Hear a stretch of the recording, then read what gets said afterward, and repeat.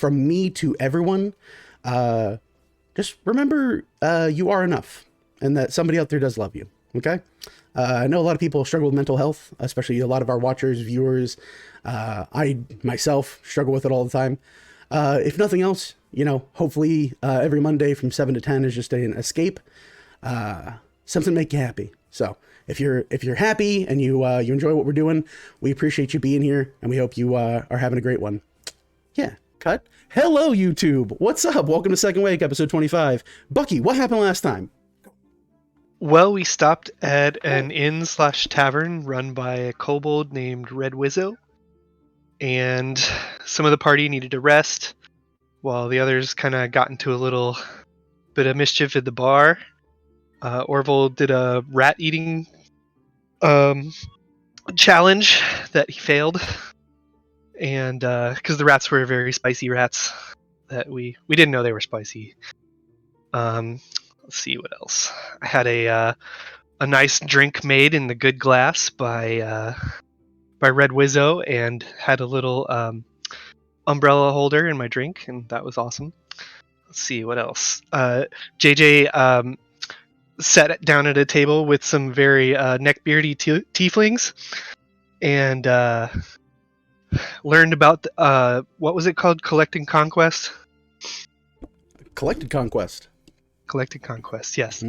So learned all about that, which is it's like a card game that is very magic based, that the tieflings like to play. And I think Colt stepped on the blue stair at some point in the night, but he wasn't technically here for that. Let's see. I think that's it. I think I covered the bases. Awesome. So, that's pretty much the basics. The group traveled the plains of Idrin, leaving behind the wreckage of their raven, harrowing, familiar foe. That's a lot of F's. A lot of F's in the chat. Anyway, but leaving that, we'll not call crime scene, but crime scene. They reach the very edges, the crossroads, the intersection of the Triumvirate of Roads, just north of the Middle Hearth Mountains, and they found an inn at the crossroads. Upon realizing it, yes, run by kobolds, happy people named Red Wizzo, and a number of interesting characters, we'll say. After coming to realize that building things is expensive, but kobolds work cheap, many of the functions of this inn were operated and owned by kobolds, because it's easier to do it that way. Keeps the business in the family. The group rented out their 2 shabby rooms, managed to rest up and enjoy the local culture and facilities. Velithil encountered a small tooth-like fairy who, for trademarking, I'm not sure if Dwayne Johnson is still considered trademark the tooth fairy for video things, so we won't say tooth fairy, but I'm specifically saying tooth space fairy. Wink, wink, nudge, nudge. Dwayne, don't sue me. I don't know how that works. I think it's just in general, I think it's where Mickey Mouse should be. It's the fairy of teeth. That fairy teeth. There we go. I'm going to Danhausen it up. Fairy of teeth.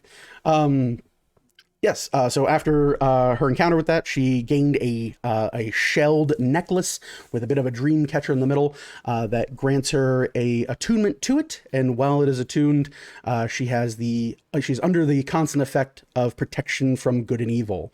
So hopefully no more scary Blackhand murdering people in her sleep or doing other horrible untoward things like accepting collect calls or responding to junk mail or retweeting chain letters. All those evil things we're afraid of in the Shadowfell. That bad stuff, that bad juju. So that is where we left off. As we left off, you all were bedding down for the evening, amid the company of very comfortable bedding, amid the housing of the inn at the crossroads at the 3rd story of this establishment. Colt, to bring you up to speed, the beautiful thing about the 3rd story is that you guys have adjoining rooms. And by adjoining rooms, I mean the wall is just a curtain that separates 2 rooms. So thank God you bought both of them. Thank the Weavers. You do note as well, much as they did, the third story is held up by the strength of one noble kobold, a very swole individual who holds the topmost pillar, holding up the entirety of the fourth floor and supporting the beam, and stands there with locked-in knees. We learned, and if you haven't already, fun fact of the day, little shill for AEW up here. Great interview with Stu Grayson talking to you about how you can shoulder breaker somebody with your knees, even though they're 4 times your weight. It's all about keeping your knee at a 90-degree angle. So that's what this kobold's doing, so that we keep verisimilitude. Okay. We've learned that at a 90 degree, the leg is a powerful tool of destruction. That's what we're going to do. So yeah, there's that. But you all bed in for the evening. And that's where we're at. We're pre, not post, we're pre long rest. So if there's anything you want to accomplish before the long rest, or anything you want to establish or do before going through a long rest, now is the time. The Seekers of Galanti.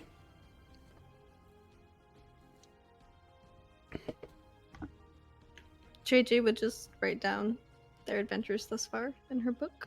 Okay, record it as a good bard ought to. Omitting all of the bad stuff, right? It's all heroics. There's nothing cowardly involved. Yes. Yep. Anyone else? Anything you want to do before resting for the evening? Importantly, I guess, is the question is, do you want to establish a watch schedule while in the safety of this inn? I don't know about anyone else, but I'm gonna have Aja keep a watch while I take my 4-hour rest. Okay. So Aja will And then coil I'll up. be awake after 4 hours then, so. All right. Anyone else? Anything you guys want to do before prepping for a long rest, or do you guys want to advance to your long rest? Bucky will keep watch for half of the time. Okay. You stay up for like the first watch? Yeah. Okay, fair enough. All right. So, you all bed down for the evening. Those of you, such as JJ, who are brave enough to sleep on the beds, are felt by roughly 8 small koboldian hands that prop you up on the bed as they exist within the bedding. Again, mattresses, very expensive. Kobolds, very affordable. They manage to move their hands, and they seem very well trained at supporting weight of larger creatures and manage to evenly distribute your weight. It's the best sleep you've ever had, period. That's not a sponsorship. I just really like that phrase. So with that, you all bed in for the night, rest in for the night, and yeah, manage to... Whoa, there's like a fly here. Managed to find some semblance of rest. Bucky and Aja. Aja, go ahead and roll a perception check. Bucky, you may do the same, as you two are staying up while the rest are resting. That's a 5. That's a 5, okay. Bucky, you attempt to stay awake, but the insanity of the day, the heavy drink, and more or less the wear and tear of the day's events cause you to kind of get a little sleepy-eyed, a little heavy on the eyelids, and you start dipping in and out of slumber. The scene plays out, and you can't remember the next day if it's real or you dreamed it, but both are probably correct. Aja, however, keeping vigil as the rest of the group rests and slumbers, perks up and turns her snake-like head, her wings slowly unfurling as the doors to your room open up. Later into the early set of the evening, you all hear, or rather you don't, you dream of things here, but Aja sees a group of individuals dressed in dark clothing, rather low to the ground, enter into the room and scuttle in like a flood. Aja begins to watch, one by one, as these creatures begin to walk up to various sections of the room, the coat rack, the pillows, the bedding, and you hear the sound, or Aja hears the sounds of zippers, and slowly, one at a time, they begin to change places, the old guard of the day being replaced with the night guard of the other kobolds. Many of them, you can see, are providing drink and food, and Aja can view, especially underneath the bedding, a number of large bedpans that are being dragged out with all of the filth, as that is where they stay for the entirety of their shift. In the inside of about 30 minutes or so, The kobolds redress and refit the room, even down to the pillow in the corner. You can hear the zipper slowly, quietly. Shh, you're being too loud. I'm not being loud. You're talking. And you hear the zipper slowly open. A purple kobold climbs out and shimmies out of this very tight-fitting pillowcase. And you see a white kobold slowly shimmy back in, put their heads up, and the purple zips them in close as they then slump against the wall, pretending to be a pillow once again. JJ, you have a moment where you have an uneasy shifting. Your body leads you into a dreamlike state where you can almost feel the becking and cawing of the ocean, this small, momentous movement as hands are exchanged and you nearly topple off the bed you're sleeping on before lulling and being rolled back to center amid 8 new hands of kobolds supporting your weight. The rest of you sleep soundly throughout the night. You do note, or Aja rather notes, that across the room a number of refreshments are provided. There's a small kind of sizzling stench of a plate of food that has been laid out. With Aja's vision, she's unable to see truly what's on the plate, but her tongue can sniff out and formulate what it could be. Aja identifies that there is a plate of what should be chocolates, but is very clearly not chocolates. Would probably require further examination. But after that, the initial 4 hours passes. Vel, you are the first to arise. Bucky, you note, is sitting in kind of like just the side of like one of the pieces of wood that makes up the bed frame and is out, like hand on fist, like almost like, and I hate to grief the guy, almost like a certain penguin during a monster dating sim game. Who could that be? But you know, maybe we have audio we could play, but I won't do it out of being a friend. So yeah, Vel, you were the first to arise. You note Bucky has fallen asleep. You note that everything in the room seems a little bit cleaner, a little bit nicer, and as you retrace your arcane connection from your familiar, you see these scenes play out, you sense these senses, you taste these things as Aja is able to share their senses with you and recreate much of what they've observed in your time within a deep meditative state. Is there anything you'd like to do?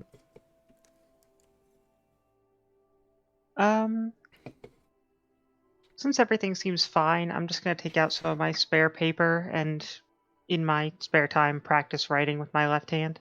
Okay. Go ahead and give me a sleight of hand check. Disadvantage is it's not your dominant hand.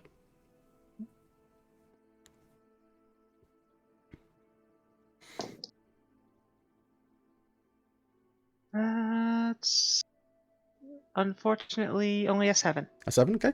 You do your best. You get to where like most artists are with it. Having been using somatic components for a number of years, especially your long-lived life, it's not unheard of that you'd have some practice with your offhand. However, as you look at it, you're like, wow, yeah, it definitely is what I was going for, but yeah, you couldn't use this for anything. You're not confident that this new hand would be able to scribe runes or anything intricate, so don't plan on teleportation circle for the near future, but I mean, you're really far off from it anyway. That's what the practice now is for. Yep, I understand. Yeah, so there's that. You spend the time passing away and or passing away, Jesus. You pass the time away. Whew. Phrasing and words are hard today, guys. And you managed to get in a number of hours of practice. With that, everyone, you can mark on your sheets via D&D Beyond, or if you're keeping however your notes, you all do complete a long rest. You were able to recover your hit points, your spell slots, your reusable abilities, and half of your missing hit dice are recovered as well. Or half of your total hit dice are added to your pool, if that's a thing that you're tracking. I think JJ is probably the only one that's really like vigilant on it because she has the Saber of Sudore, which uses hit dice. I've had to as well. Oh, right. I forgot you also have to do that with your magic arm. Magic fingers. Well, not the arm. You made me use 3, and then I took a short rest. Oh, yeah. I did do that, didn't I? Unfortunate. It still is the arm, though. Technically, I'm right. Which is the best kind of correctness. Technically correct. Technically correct. Our old friend Technically's back about being correct. So yeah, with that, you will complete a long rest. The morning comes.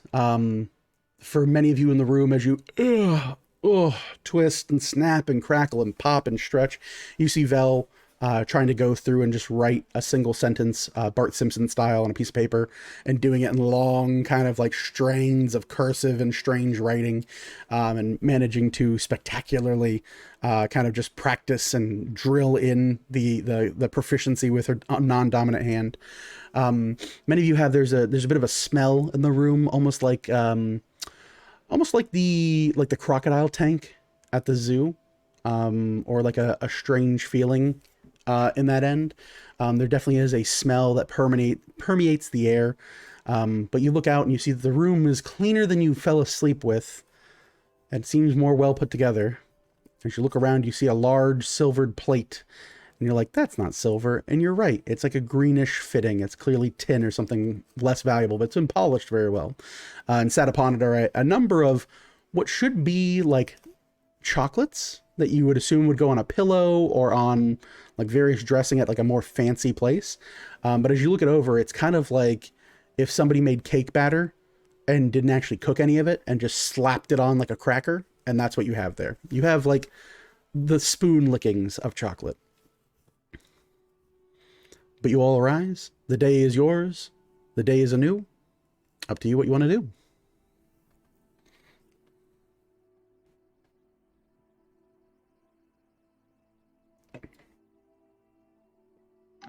Oh, that was a pleasant evening.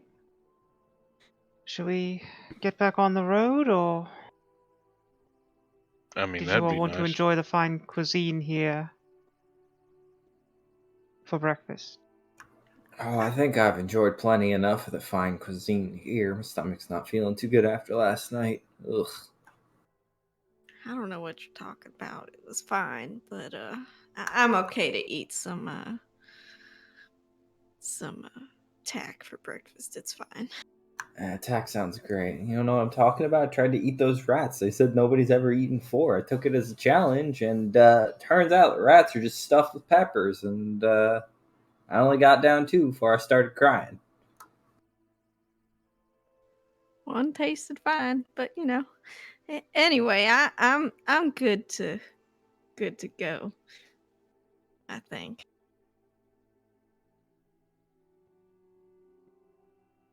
Yeah, I'm definitely good to go. I think we should hit the road. All right. Alright then, let's gather up our things and go ready the horses. All right. So, moving about the early morning, you all begin to rise. You look and you can see that there's still yet to be light shining through. You all manage to get to some slumber fairly early. You busy yourselves with collecting your various sundries from across the room. It's still being rather early in the morning itself. You manage to collect everything there and head downstairs, making strides to be about your way. Who is leading the party at this point? I do not step on whoever is manning the step, and I Okay. will remind everyone. Shit. Fucker. All right. So, as whoever's walking forward walks forward, Vel stops the group and goes, remember, there's a small one in the floorboard. He makes a stair. And easily enough, walking gingerly, each creaking board, each various different material that makes up the second flight of stairs, you move with caution and patience. Colt, you having stepped on this creature before, just the day before, you look and you can see this small flattened stair that then ever so often has a large lump growing out of the middle of it, and you can hear a soft echo this early morning of and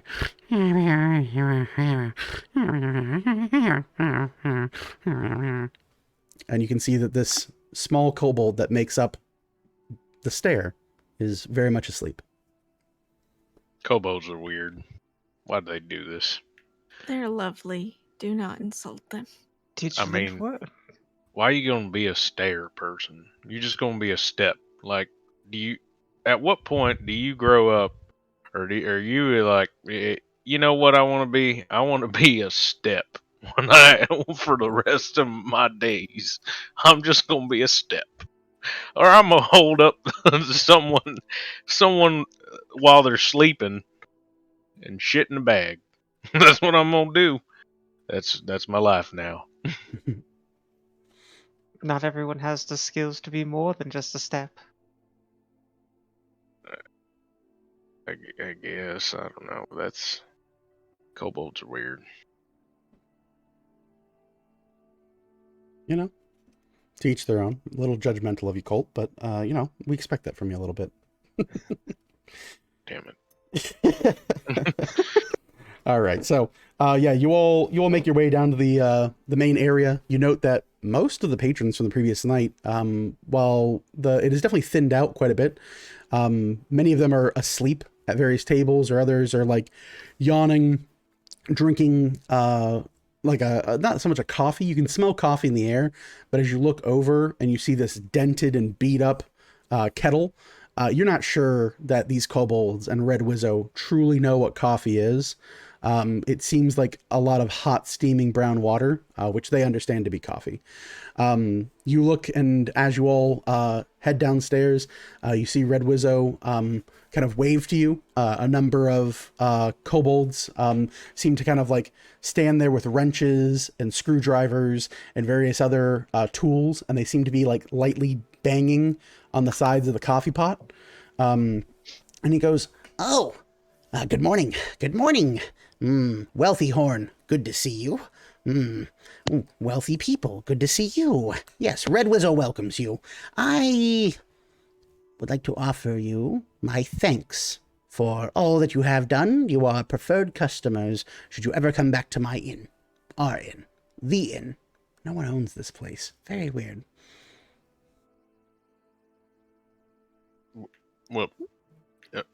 Well, we appreciate that. Thank you for your hospitality, Of course. Mr. Wizzo. We appreciated it. Happy to provide it to such generous people. And as Wizzo says this, you can see along his back, his small kind of collection of lizard-like scales. Every so often where there's like draconian scales, you can see small pieces of copper that have been shoved up under the scales. You'd think they'd be uncomfortably, but they don't seem to bother him at all. And he kind of just smiles and goes, yes. Red Wizzo, very happy. Anytime you want, you come back and room will be made for you. I trust you slept well? Quite, thank you. Yeah, your folks was did a nice. great job. Good to hear. I will put that on their quarterly reports. And then he says, you see them turn and go, "Reports." And you see a kobold walk up who is white-scaled and white-skinned with a number of writing across them like tattoos, and writes down something in Draconic across this individual's chest and goes, "Would you sign your comment card?" And you see this white kobold walk forward, and Red Wizzo extends out a piece of what looks like charcoal in your direction.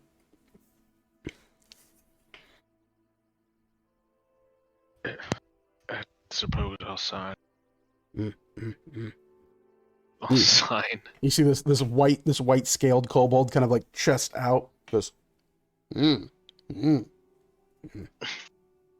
is so strange. You sign, and you go, do you have any suggestion? Like points like just underneath this like scaly part of his chest where there's like a blank spot. Nope. No suggestions. Thank you. And you see Red Wizzo kind of looking and goes, "Fantastic. We met all of your expectations with no additional suggestions.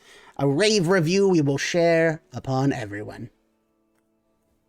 Can I ask you, Mr. Red Wizzo, Red Wizzo, Yes. that when you run out of room to write on reports here, I believe his name is Reports. His or her name is Reports. No, that's ridiculous. This is comment card.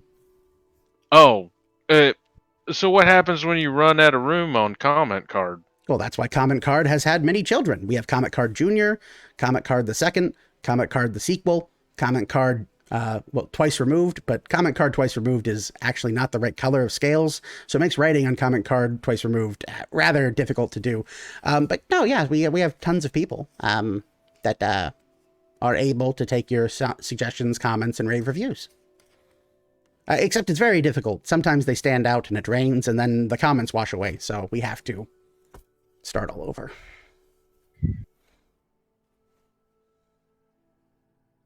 All right. I suppose I sort of understand. I don't, but yep. That's great, guys. Let's get the fuck out of here. This is weird. Well, We do need to be off, but we'll probably be back here in a week or so. This is on the way back. Oh, well, good. All right then. We'll look forward to it. A week or so. Good. Hopefully, if things go well, it could be a little bit later. Very good, very good. I don't read common as well, but it says here, Honeycut. Is that your group name or company? Oh, I'm sorry. I signed my name. Oh man, I really got to cross this out on this gentleman. The comment card walks forward and just goes and hands you a piece of chalk back. Just keep your name on there and just write under it. Oh Captain yeah, I of guess. Seekers of Galanti. There's not that much room though, Vel. Like There's plenty of room. You didn't even put a this is a- suggestion. This is a living thing that I'm riding on, and It's his job. I don't. All right, I've dealt with a lot of stuff in my day, but I've never seen anything like this. I'll go ahead and write the Seekers of Galanti Okay, right under it, as small as I can, so that Sure. it's not wasting a lot of room. You go in there and you really get it, hold the bottom part of your elbow so you can be as accurate as possible. Like the Seekers of Galanti. You get to you put and you get to the big S on Seekers, and this comment card kind of shudders and goes, ooh. And you're like, and you finish your E's. You get to the K, the R, and you're just like, Galant. You kind of just line through Galanti as best you can. But yeah, you manage to get it on the comment card. And I goes, the Seekers. I like that. Okay, well, yes, the Seekers. The Seekers. We will look forward to your return here at the inn. Thank you, Red Wizard. Yes. I would. I have one more thing I need to just check on, guys. I just out of curiosity, where's your restroom? Oh, outside. Okay, I'm just gonna go ahead and go wash up for a second. Wash up. Or use the restroom. I'm gonna go take a pee. Oh, okay. Well, don't take it. You should have a pee. Because if you take a pee from somebody, that's not consent. You're right. I'm gonna go have a pee. Oh, okay. You have a good one. Right back. All right. I'm gonna go to. You head outside and you walk around. You're looking around for where the restroom or where the outhouse would be. There isn't one. You look though, and there seems to be towards the back of the inn, kind of the side facing the mountains themselves. There's a collection of wagons and carts, and there's legitimately just a small line of people that are all just shoulder to shoulder, just letting it breeze out. You note one person, a tiefling man, crouched over with a large kind of book in front of him, and just squatting over what you appear to be a small trench. To the far end of the line, there is a brown scaled kobold with what looks like a pitchfork and a shovel in each hand, and you just sit there and it's a good day for a good pooping. And points the shovel at you and goes, "You there? You can get a good poop in, or maybe you want to?" Nope. I'm good. I can hold it. I'm good. You sure? Yep. Yeah. I just wanted to confirm something. Thank you. I appreciate it. All right. Just wanted to see if there was a kobold that was a toilet seat, but I wasn't sure if I'd find that. Just Oh. curious.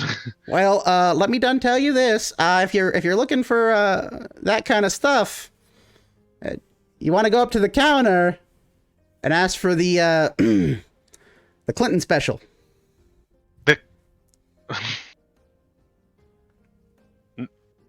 All right, I'll be sure to do that. If I that thought it was the Kelly special. No. We don't support names of people like that. This other guy, real great guy. I do appreciate it. I'm gonna be on my way. It was just something I wanted to see. I also wanted to see if there was toilet paper kobold, but anyway, thank you. You're welcome. You head back to the group. Meanwhile, the rest of the Seekers, you guys have readied your horses. I just want to because Vel feels like, why would you listen? They use them as comment cards. You think Listen. that toilet paper kobolds would No, be I far-fetched? don't think it's out of the picture. I just don't know why you wanted to go experience it. I just wanted to go see because everything's kobolds here, so I want to go see how far they take I it. want to go shit on a kobold. I want to see what that's all about. I didn't want to. I just wanted to see. I wanted to see the site so I can tell the story later. Look, I would be remiss if I didn't say that there may or may not be a section of my notes that says, "In at the crossroads, oops, all kobolds." You know, maybe you find inspiration in strange ways. Sometimes it's a cereal box, okay? But yeah, no, you return back. The group is setting up the horses. They've rehitched much of the wagon and made ready, set forth to prepare down the longest stretch of the journey, being that from the inn at the crossroads all the way down to Wren's Fork. Most likely about 2 or so days, depending on your hustle and bustle, how much you want to push the horses, remains in your journey at this point. You made good time.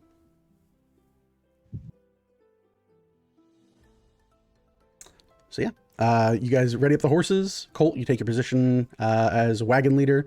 Vel and JJ, you don both your horses, and you make ready for the journey ahead. Morgan, you prop yourself up and slowly begin the mountain climb that is getting into the wagon. Your hooked rope slowly, theme music blares in the back of your head, and you finally make the journey, and you wipe the sweat from your brow, having conquered this wagon mountain yet again. All right. With that, you all set out far to the west in hopes that you would soon come to your destination. As you do so, you all make way through the open plains of Ravon. The beautiful night having slowly begun to pass.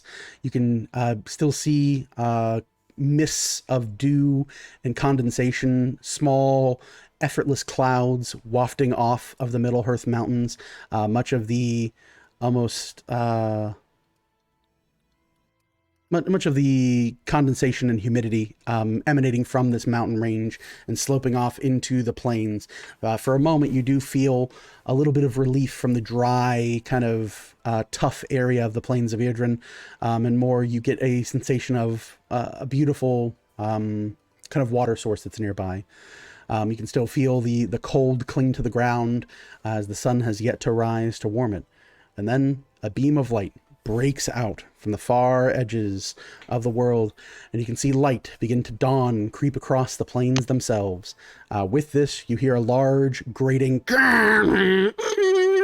sound echo out across the plains, and you hear, hello, everybody!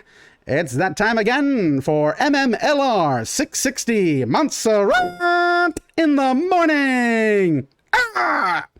He goes, let's hear what we have today. Top story. Come now, someone has to have a top story around here.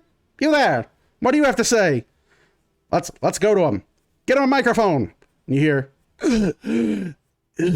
you sick son of a bitch, we're gonna get out of here. Oh, whoa, you can't say that on air. That's one of those words you cannot say. Sorry about that, folks. Let's try someone else. You there, you seem in good spirits. Lisa, if you hear me, please tell our son I love him. Oh, isn't that lovely, everyone? This man wants to wish his honey a happy day. Wonderful, wonderful stuff. Yes, yes, yes. Let's see here. And our top story, breaking news, in fact, from last night. A number of noble individuals clad in the finest finery that I have seen in quite some time attempted to assault our very radio station. Who would have thought it? You know, you could have just asked for permission. We have a gift lobby. And here you hear like phoned in, like crackling laughter, like, ah. But who in the group is trained in insight for this? JJ, roll insight if you could. Anyone who's trained in insight can roll it.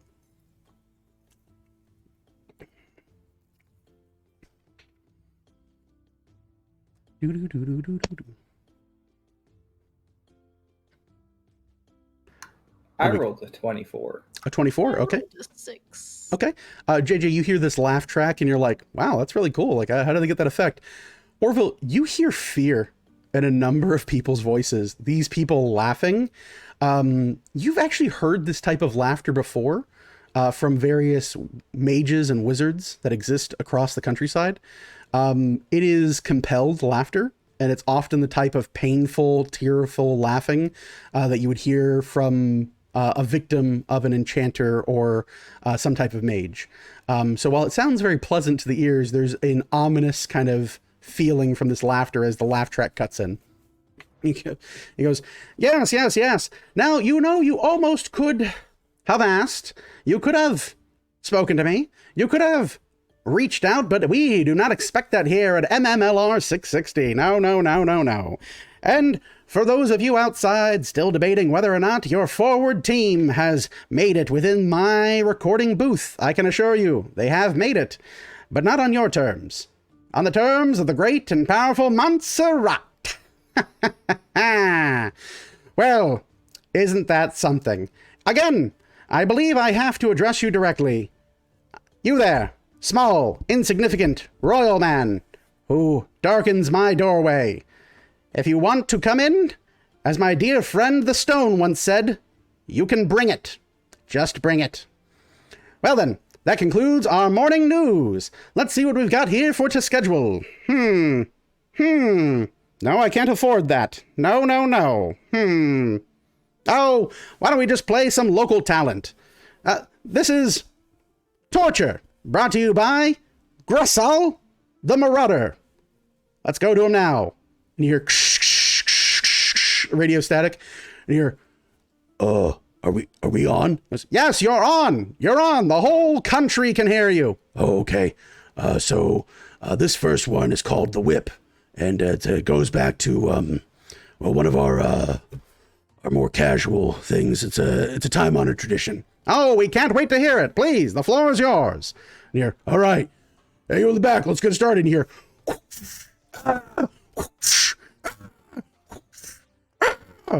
This continues on for the next 20 minutes of travel. As you all continue to go through, you can see people in the countryside, like people around the various landscape of the road, stopped. Some people in the fields, hunters staring up into the sky as these eminent echoes of literal torture are aired live as if it is some type of musical broadcast. JJ, you can hear from from like the back of your upper shoulder and go, kind of catchy. Eventually the torture music fades, and you can hear, now wasn't that something? Always good to impart a little bit of cultural significance to the rest of the world. To those of you watching, our noble listeners, we do thank you for your constant support. Remember, if you see something, say nothing. And don't forget me. I'm coming. Thank you for tuning in. We'll see you tomorrow.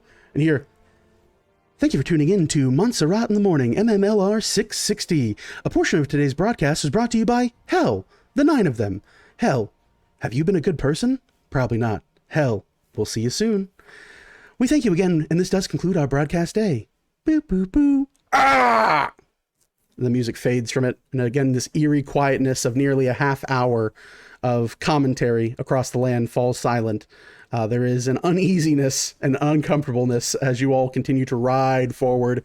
The loud, booming echoes emanated from these large black stones across the plains of Idrin, now fading in the echoing reverberations, now no longer kind of belting this strange and mysterious broadcast.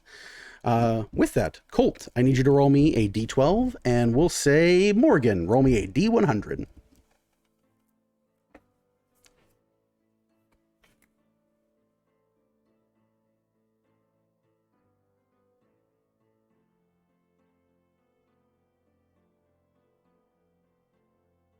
A 12? Ooh, okay. And Morgan? 54.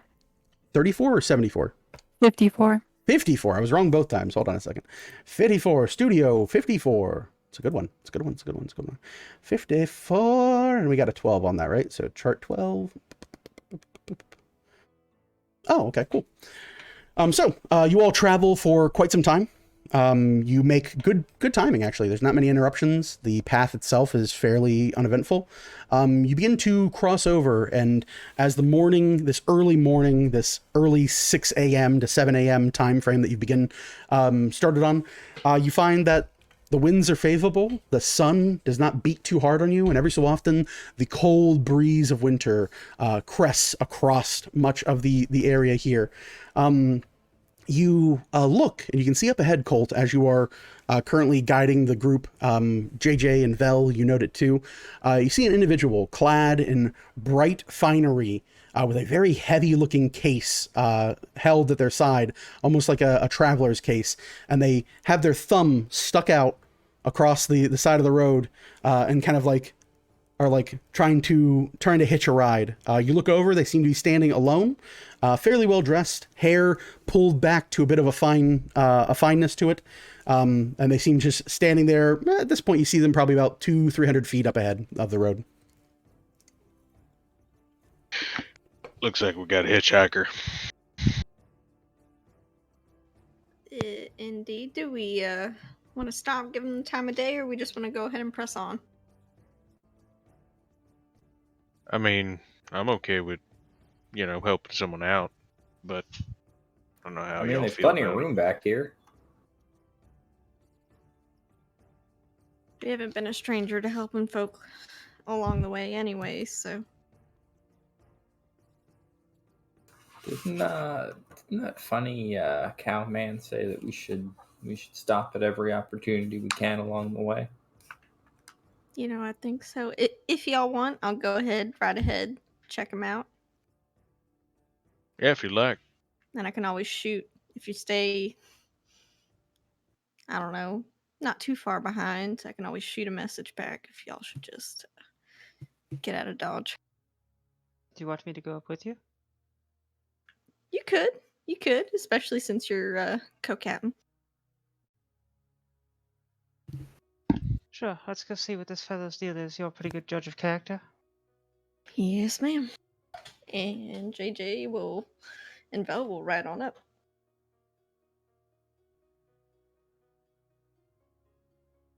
You're muted. Sound?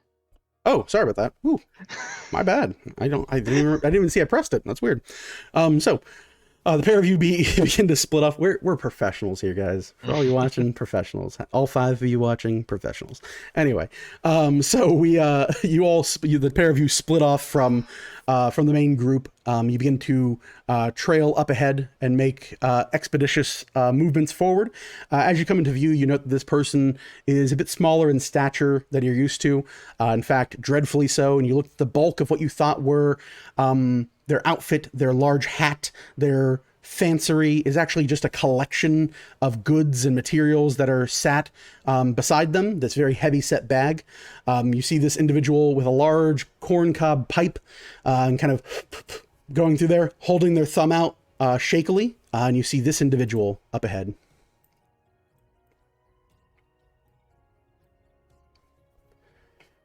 As you ride forward, you see like a small hesitation. Their hand kind of like rises up to a halt, and they pull the pipe from their mouth. Bit of cotton mouth as they lick their lips, and you hear, "You there, Mighton? You'll be heading westward." Good morning, sir. I believe we are kind of heading westward today. You needing maybe a ride or something over there? A ride would be rather fortuitous.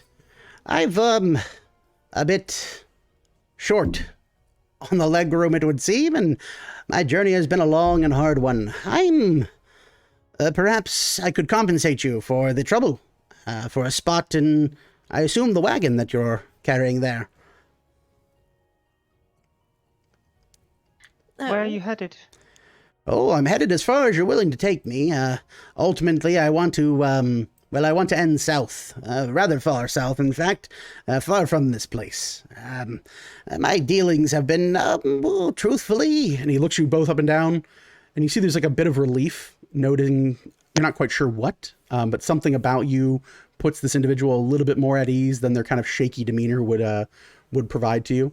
And he goes, just wanting to leave the area, as it were. An individual such as myself prizes themselves on moving about and finding various individuals of which to work with and provide commerce to.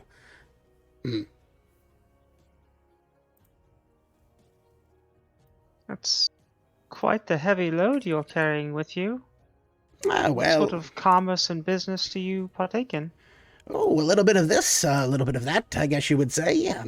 Awful, typically a bit rude to ask another's business, but I do, of course, find myself at your mercy. Suffice to say, I'm a bit of a trader of sorts. I collect and deal in bits and baubles and whatever might strike my fancy. Perhaps if there's a number of things that you find on your journey or along the road that you no longer feel you require, we could perhaps make an arrangement for one of my many treasures. I'm certain it might be of interest to a few members of our group. Well, if it is of interest, then it is of myself. Apologies, a thousand apologies. This is a terrible way to do formal introductions. I am humbly, and he reaches up with his free hand and like reaches for the large kind of captain's hat with a large pluming feather off the side of it, and it's just sat atop his bag, but he takes it and lifts it as if he's kind of like lifting his hat and tipping his hat to you, and sets it back down on top of his bags, and he goes, I am Mr. Gringwell Solo. A pleasure, I'm sure.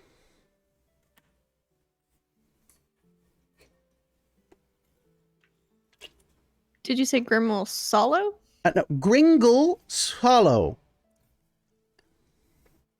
It's a rather common name from where I'm from. I'm sure you have very common names yourselves. Yes, sir. Yes, sir. Mr. Swallow. No. Nice to meet Solo. It's I Solo. don't. Yes, I don't have the throat for swallowing, dear. No. I apologize. My ears ain't what they used to. And he looks, and you can see his eyes look at your giant rabbitous ears, and goes, "Uh-huh, of course." Well, this is more so up to my captain here. But I personally don't see too much of a worry, at least introducing you to the rest of the crew and whatnot. Well, I humbly apologize for my rudeness, of course, in the face of a captain. And he turns to Vel and he goes, and you can hear this kind of rumbling in the back of his voice, and you hear, Uthar Magarf da Sika Musan Grengo Salold. Do you speak Primordial? No. He speaks in this strange kind of almost phonetic, but very like awkward sounding language where none of the syllables really play correctly with each other. You recognize the language, but you don't recognize what he is intending by this. Does it sound like the language used that Belle used when she was in that weird trance? Yeah, actually, it's pretty close. Although, albeit, it seems as if this individual has very clearly shaved off many of the harsher sounding consonants and many of the roughness in sentence structure to make it sound more pretty. But the language itself is just kind of old.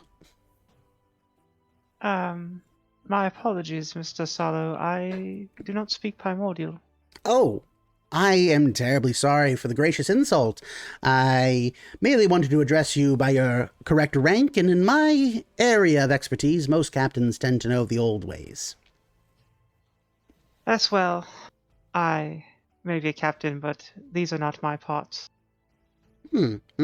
Very good. Very well, then. If you will have me, I would be more than happy to compensate you and your crew for as far as you'll be willing to take me in your endeavors. I am, as I've informed your good lady here, I am seeking a way further west still, and perhaps a bit south. I believe there's a fork not too far from here, and further still there are a number of places that I would happily make my ventures to, but that is neither now nor there. Well, you are fortunate, as we do happen to be on our way to Wren's Fork at this time. Apologies, I am Velithil Dowenvey. Oh, very pleasure and gracious meeting this must be. Fortuitous for us both. And he, again, reaches up and kind of tips the hat on the top of his pack that is nowhere near his head and sets it back down. And he goes, "Greetings and salutations to you, Velithil Dowenvey. Truly a name I have heard before. Are any relation to the Dowenvey? Might you, if you, would enlighten me, have any connection to the royal family within Nymeria?" Yes. Slightly estranged, but, my family are rather influential there. Oh, well, there's nothing to be ashamed of. We're all a bit estranged in our own ways. Well, certainly then, I find myself in the most noblest of companies, and truly I will be on my absolute best behavior, should you allow me the privilege of riding alongside your compatriots.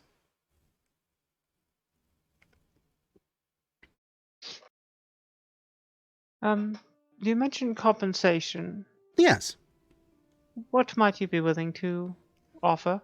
Well, it has been a while since I've charted a number of people, and I know you're not quite, the currying type. What would be fair for you? Typically, I would say, considering your stature, your nobility, your titles, how do we say about a gold piece per mile?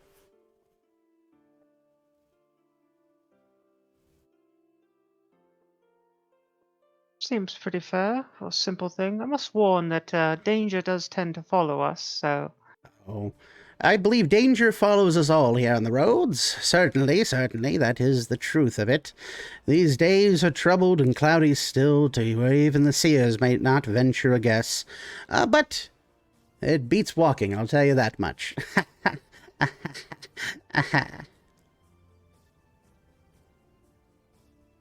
It's gonna give a look at JJ, see if she trusts this guy. Does he seem... I mean, I assume that I can kind of get the tell that he's not super upfront, I guess, maybe about like what he's carrying or what he does. Does he seem to be like looking around himself or like uneasy about anything in particular? You're trained in insight. Go ahead and roll insight. I'll give you a better breakdown. I'll tell you what you get for trained, and then hold your result, and then we'll say what you know a little bit extra from a roll. So once you're finished rolling, just let me know. Thumbs up, thumbs down. Done. Okay, cool. Yeah, I'm done. Okay, so hold that number.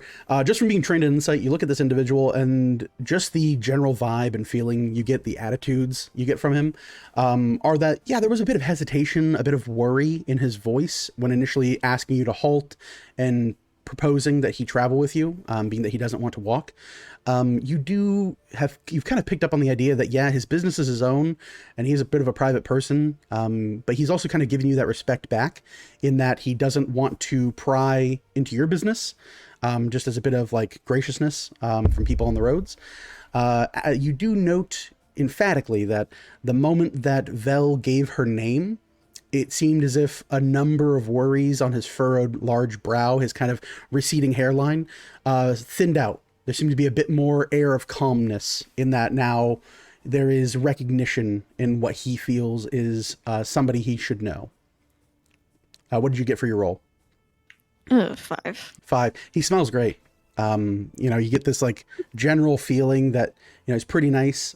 Just on passive perception though, even though you only got a 5 insight, you do note, and you note on his back, kind of near towards the area where he's at, this large kind of satchel and backpack that exudes from that he's like carrying. You can see 2 lanterns that are sat there, and you can see them rattle softly every so often. With them, you can note that there are a number of what looks like very small creatures in these kind of like lantern cages on his back. That'd be like the most like strange looking thing that is apparent on him. Well, I mean, you seem harmless enough. Not to be, I hope that's not offensive or anything. Not an offense myself at all. No, not an offense at all. I thank you for it. In fact, I pride myself on being a loving lover of these fine areas. Wonderful. I'm sure it'll be okay, Miss Val. Well then, for a golden mile and welcome new accompaniment on our journey, I would gladly welcome you to no longer have to heft that baggage with you. Oh yes. Certainly then I will I'll wait for your wagon and we'll see ourselves together as far as the fork at least, yes? Quite. Might I JJ. Oh. Apologies. Might I JJ, go ahead and call them to head up. JJ's gonna shoot a message over to Colt and say all clear and to come over. Okay. Thank you. Colt's like JJ out. JJ 10-4, out. buddy. 10-4, Can I get a good bud. 10-4? Can I get 10-4? It's JJ God. You hear a slightly more obnoxious voice go, "Yes, she is God, and you will worship her." JJ, you hear this in the back of your like hair. As you hear the secondary voice hit you, Colt, you're just like, "What the fuck? What is happening?" All right. I guess we're gonna head up. I'll go ahead and get the horses ready and make way. All right, you make your way up. You see this kind of small, stout individual look around and smile and kind of like, and pull out a small piece of cloth from the front of his shirt and dab the front of his forehead a bit, then tuck it back below. He walks forward and moves his hand. You can see this kind of beaded bracelet around one wrist, and he reaches upwards towards Vel, and he goes, "Madam Dowenvey, not to be too forward, but I do like to know that I am worth my word. So if you don't mind," and he does a bit of a flourish, and in his hand is like a stack of 5 gold coins, and he shakes again, and you see this kind of ethereal blue and purple swirl around his fingers, and slowly a mage hand lifts up these 5 coins to where you're seated at your seat. He goes, "Consider this credit for the road. I have no issue in prepayment." Much appreciated. Know that you are indeed a man to hold your word. Yes. I would kindly ask that you not refer to me as a man. I am a gnome, and I would prefer to be known as a gnome of his word. My dearest apologies. It is a gnome of your word. Understandable in these lands, and thus forgiven. Not to be a word, but once such things are noted, I hope there will be no further complications in the future. Oh, of course. I have been amongst the company of... Well, I very much so understand your means and intent and would not wish to offend you further, I assure you. No offense taken. I do thank you so much for your generosity.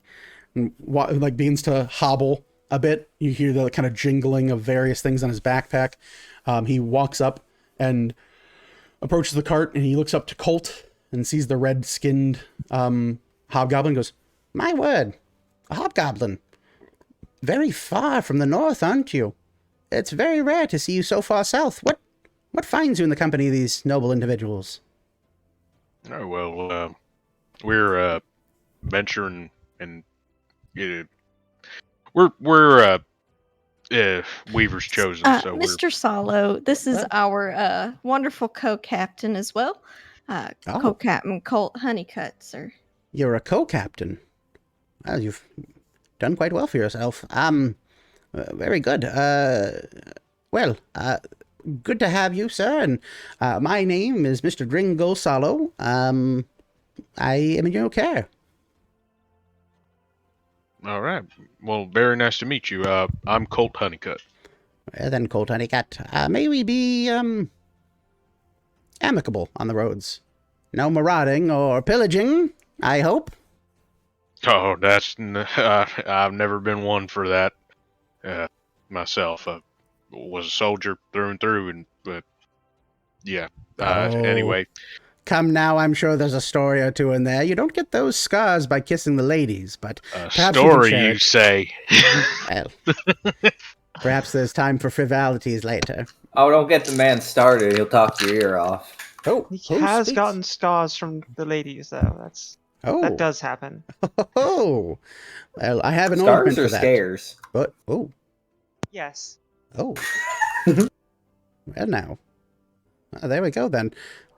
All right. Well, we can speak business and stories later. We can perhaps trade a few. I'm always rather curious to see the militant types. Let's see here. I believe. And Colt, you speak Goblin, right?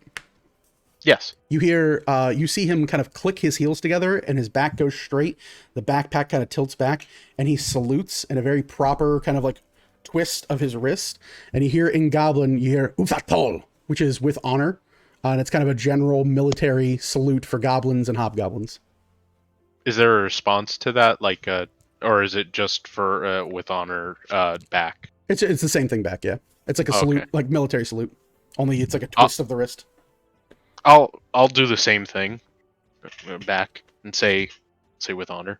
Oh, now that is a pose of a dignified man who has seen many a war. We will talk, you and I. We will talk. And he begins to kind of hobble back forward, and he reaches the back end of the wagon and looks at it, and it's a full, like, 2 foot taller than he is, and he thinks about it and goes, just a moment. Just a moment. I'll be right there. And you see him lean down and scratch into his boot and pull out a 1 foot tall tied piece of cord and kind of, like, just throws it up in the air, and a long kind of illusionary rope appears and finds itself rolling into the back of the wagon. And you're Morgan and Orville, you see this very large backpack heave itself up over the side before Mr. Salo kind of reaches and lifts and goes, and tumbles into the cart and goes, oh, watch the fall, yes? And he snaps his fingers and you see this small 1 foot piece of rope fly back into his hand and he tucks it into his right boot. And he looks to the pair of you and he goes, well, fellow travelers of the road, not often I find the Fey folk here. A pleasure to meet you, little one. And he gives like a small kind of nod of his head to Morgan. Hello. Hello, and in the company of a goblin. A good day to you, sir. My name is Mr. Gringle Salo. 1,000 welcomes. You are also very far from home, are you not? I'd say so, yeah. Well, certainly I will cause no trouble, and if you will find no issue with my presence, then I have none with yours, good sir. You're welcome here. I mean, yeah, if the captains say it, then so it shall be. So truly it is that when captains speak, the world itself moves at their beck and call. Oh, fun things indeed. Well, I look forward to sharing the company of this wagon with you, my good sir. And I as well, sir. And you there, my small fey friend, who might you be? You can just call me Morrigan. Well, Morrigan, I thank you for your sharing of this cart. And then like you see him kind of like turn and straighten up, and you see his ear twitch, and he turns and looks and sees Bucky sitting in the corner of the back of the wagon. He goes, oh my word, what a fantastic specimen you are. Yes, indeed. A satyr. You're much closer to home than I would expect. I thought many of you would never return within many hundreds of miles from your homeland, should you ever leave it. How curious. Well, my being a Weaver's Chosen calls me all over the Great Lands. Ooh, a Weaver's Chosen you are. In the company of captains and those of sworn militaristic tactics. Marvelous. Truly marvelous. Might I just say, it is good company to meet you, and that you may find that while the leaves have fallen, the tree remains, and all hope is yet not lost. The tree remains. He waddles a bit to the middle of the cart and just plops down, and you see him unstrap the two heavy leather straps of his bag, and you hear...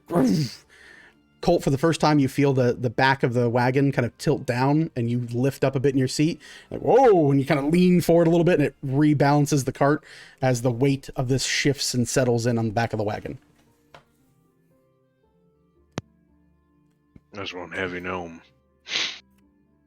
Yes, well, Mr. Solo, is agreed to pay us a fine little fee to head down to Wren's Fork. Seemed like an alright gentleman. So, gentle goblin, or gentle gnome. Didn't get very good sleep, I guess. I don't know. In fairness, you never get sleep. No, I don't. But, yes, I think it should be fine for him to join us. And, wants to go west? He wants to go southwest, so he's actually heading straight where we are. Taking to Wren's Fork, and it should be fine. Alright. Well, I'm okay with him being here. He wanted to hear one of my stories, and you guys never asked me to tell stories anymore. So... We never asked you, you just did, and then you stopped.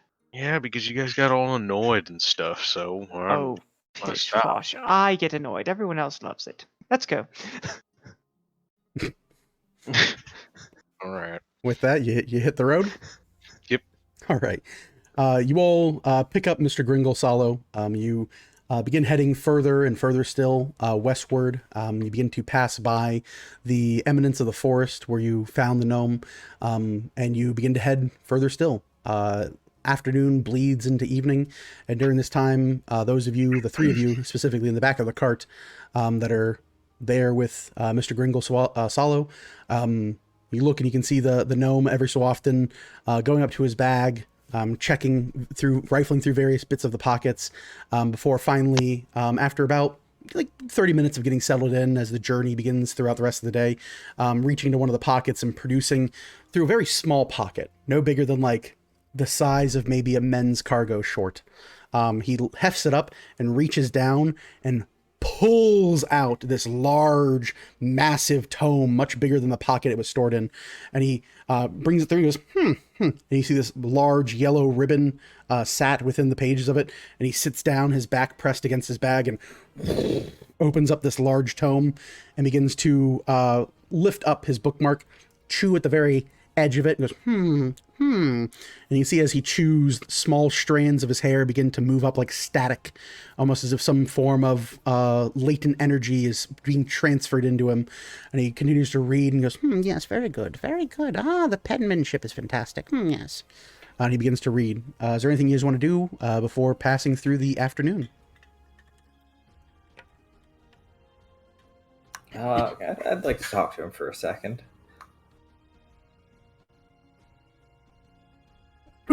He starts drowning because he drank water. Please hold.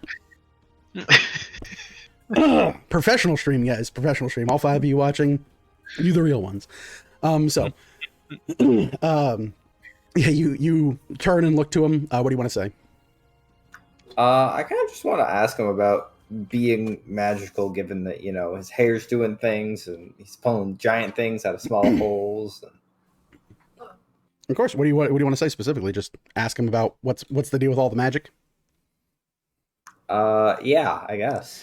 All right, you walk up and you make sure your hair is coiffed and pointed to the top. And you go, "Hey, what's the deal with all the magic?" He looks at you and he goes, "That's a great impression. I'll tell you what." He looks to you and he goes, curious notion, my good goblin friend. Well, what happens to be your inquiry? Perhaps I can enlighten you about the nature of the various things that I keep upon me." And as he says this, he takes the bookmark and kind of flats it in the pages and then folds the tome closed and kind of turns it to where the spine is facing you, but the book is tucked in his lap. And he kind of like leans forward, giving you his undivided attention. I wouldn't want to ask about everything. If you pulled that big old book out of that tiny little pocket, there could be any number of things in there. I don't think we have enough time in the day for that. Oh, we certainly don't. I'm curious because I ain't never seen nothing like it. Oh, well, my dear friend, I will enlighten you. There are a number of interesting devices, makes, models, and brands heralded throughout all of known history, but this here is merely a magical item that I have procured. It allows me to do my business, rather easily. I used to have to carry all this on my back like a dung beetle, and trust me, my spine is not what it used to be, my good friend. But known through various means and notions throughout this, I believe initial history of this item, and he slaps the side of the bag, was made popularized by a wizard known as Heward. And in fact, this is known as a handy haversack. It is a large backpack, traveling and sorts, that allows you to store any number of items within it. It has a number of pockets that allow for extraplanar space. I don't want to insult you, but you are aware of what extraplanar space is, at least how we theorize it to know, yes? Big things elsewhere, small space here. That's very good. Yes, no, very good indeed. I don't mean to speak ill of goblin education, but that is tremendous. There has been a number of marauders that I've spoken to that did not know that very thing. Very, very good indeed. It bodes well for your futures. Yes, so, suffice to say, very big things fit into very small areas, and the bag itself maintains a static mass. Now, many scholars will say that this is an impossibility or an improbability, as mass must be retained through all general forms of, materials themselves. So, truly, the scholars tend to bicker and argue about the legitimacy of such a magical item and how it purviews and pervases into the various arcanum through the material planes. Are you aware of the material planes and the actual theory of, the great wheel cosmology? That I am not, sir. Oh, it's a tremendous idea.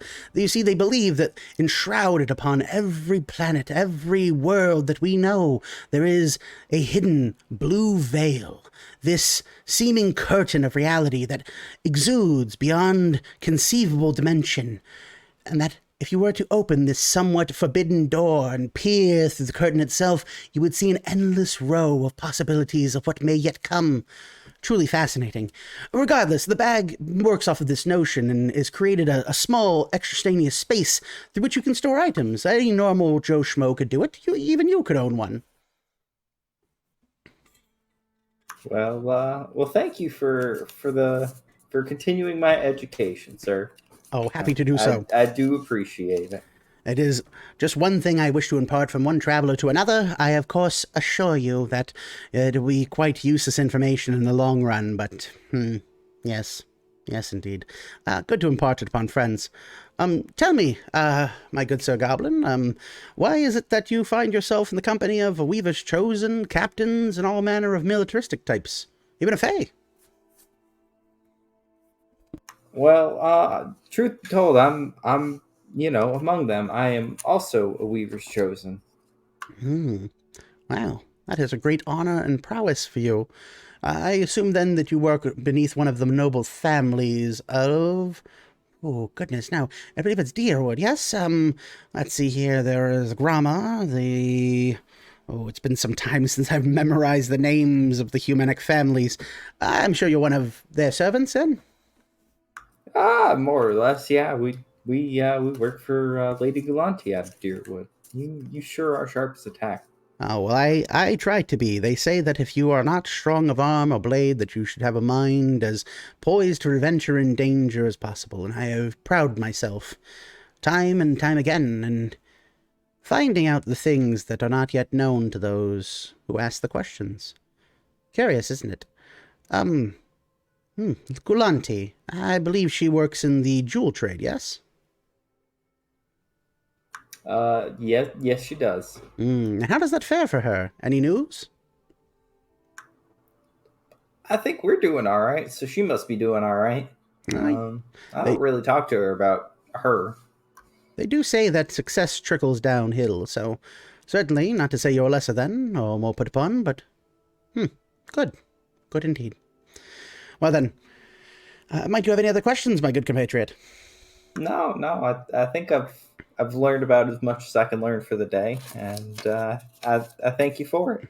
Of course, and should you have the fancy of curiosity possess you further, then I will welcome any conversations, as we are travelers across the road, and it is so very seldom that I get to meet a seeker who is not of noble heritage. It is an interesting fact and curious path that you find yourself on, for ascension or otherwise. Honorable. Yes, honorable. Thank you for the kind words, sir. I have them in spades. He slides his book out from his lap and looks to you, kind of waiting for like that moment where like, hey, like we're done talking, that kind of thing, before reaching to like start to open his book. Anyone else in the back of the wagon want to ask any questions, speak to this person, this, that, and the other? Morgan says no. Bucky says no. Okay. So yeah, the afternoon begins to peel into evening, getting later into then still. Before we move on, let's go ahead and take a break here. It is 8:28. So let's shoot for, let's do 10 minutes. 10 minutes seems good for today. So we'll be back at 8:38 Eastern Standard Time. We'll see you when we see you. For everyone here, thank you for sticking with us. Whoever's out in the audience watching us in La La Land, we'll see you in a bit, and we'll be right back. Yeah.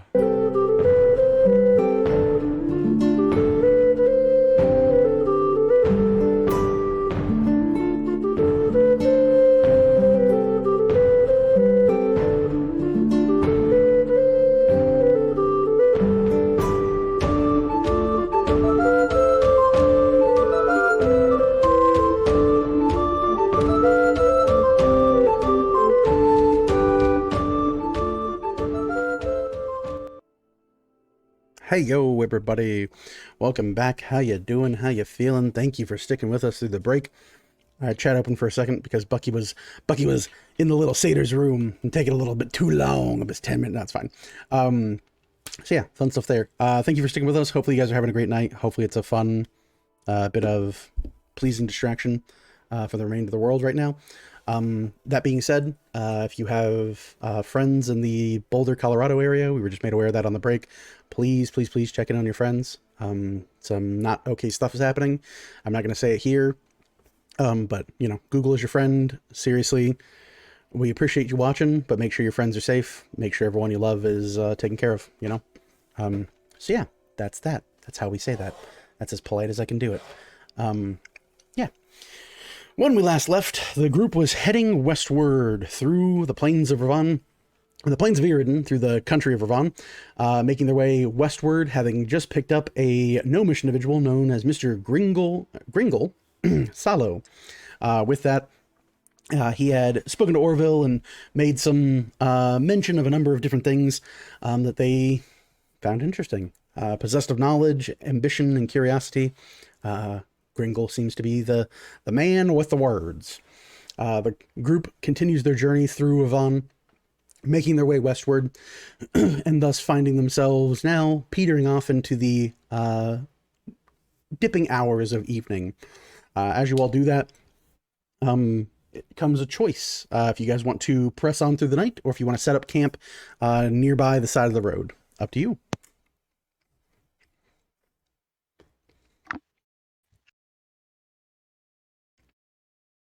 Orville, Yes, well.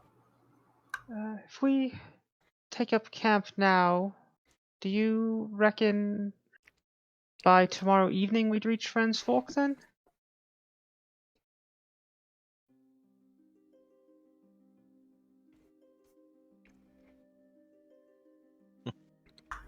Orville takes out his cartographer's tools and tries to plot it out and do math. Okay, so you look over your map, you try to do math. If you rode throughout the evening and you rode the horses down, you could probably venture to get as far as the river crossing before dawn of the following day, but you'd still be roughly about half a day's journey out from the city of Wren's Fork. Well, like with a nice long rest where we're at tonight, we would make it by nightfall tomorrow. Close to. Maybe if you didn't encounter anything, like difficult roads or winds or rain, you'd probably be able to get there a little bit before like dinner time, most likely. Okay. Yeah, I mean, I think we'd be able to make it by about this time tomorrow. Then, if we rounded the wagon and horses, we don't have wagons to round. Oop. But if we pulled off here, we'd be in good shape for tomorrow evening. I think that sounds like a good plan then. Colt, you agree? I do. I suppose we can just continue, yeah? Or, I'm sorry. Sorry, I got distracted by something. Right, we'll look for a nice open spot for us to make camp tonight. Yep. There, that's the ticket then. All right. So, whoever would like can make a perception check or a nature check at advantage for the group to locate a suitable campsite. I'll make that nature check. All right. You have advantage as the group is looking actively for a place to rest. Got an 18. 18. You look about and you find an area just south of your position, a bit southeast, in fact, facing towards the Middle Hearth Mountains, kind of just their small kind of cloud coverage that seems to drift over the area of the plains that is squeezed between the river itself and that of the ranges. You're not quite to the river's edge, but already you can feel the bit of moisture difference in the area, a bit more humidity, a bit more relief from the overbearing sun in the sky. But just a bit southeast, you do find a good elevated area of dry ground that would make a very habitable campsite for the evening. Not more than about 100 feet or so from the main road. Bucky points over there and says, that might be a good spot. What's that over there? Well, let's head there and get a good rest and head out early just like we did today. That sounds agreeable to me. Does that sound good for you, Mr. Solo? Yes, Solo. I do suppose it. While among the Ravanians, you do as the Ravanians do. Yes.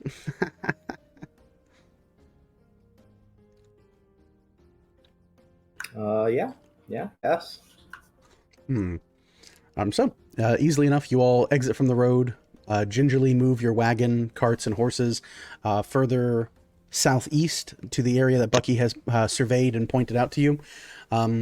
You easily find a nice flat area of land. I don't know what the hell's going on the green screen, I'm sorry. It's just irking, my ADD's going nuts. So you find this nice flat area of land, and you begin to make preparations. Those of you who want to set up a tent or any other supplies, you're able to. But otherwise, you do have a fully covered wagon that would serve as a more than habitable place for up to 4 or so people at a time.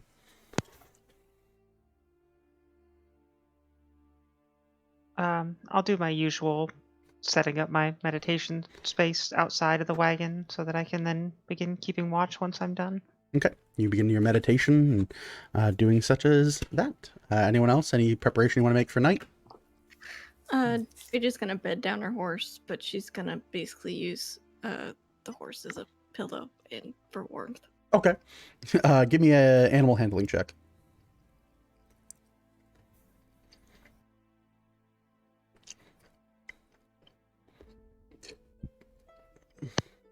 On the table. Just shout Jumanji if it rolls off the table. That's how it works, right? 16. 16. Yeah, it takes a little bit of doing, a little bit of treat therapy, as it were. But you do get your horse to lay down and kind of like softly slump onto its side before dropping and kneeling and then making itself comfortable. Few bits of treats, some bit of food, making sure the saddle comes off and all of the bit and tackle come off too. And yeah, you manage to kind of curl up in the kind of underbelly, the soft underbelly of your horse, and make a little spot there for you. Do we want to do our usual 3 watches tonight? I think that's a good idea. Unless anyone wants to switch with anyone else. I'm okay with the watch I normally take.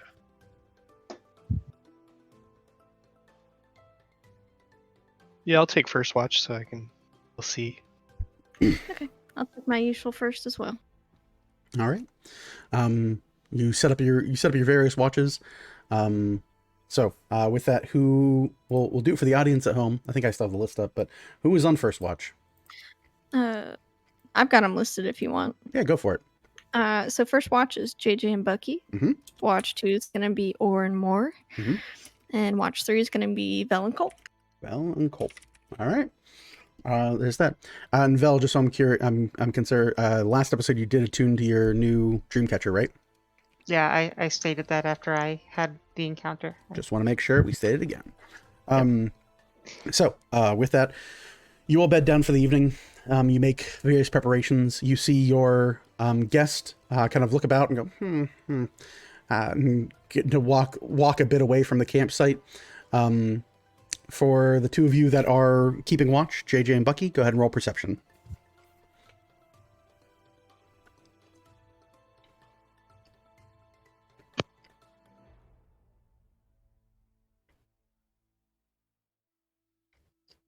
I got a 15. A 15, okay. Got an 8. An 8. JJ, you start setting up watch. You start setting up the perimeter area. After laying your horse down, you kind of like look about and kind of just make a general look to the road, up and down it, to the skies, heaven and earth themselves. Bucky, you look around and you see that Mr. Salo has begun to just completely walk away from camp. And you note that he's currently like making way further away from your camp and seemingly getting out of sight at this point.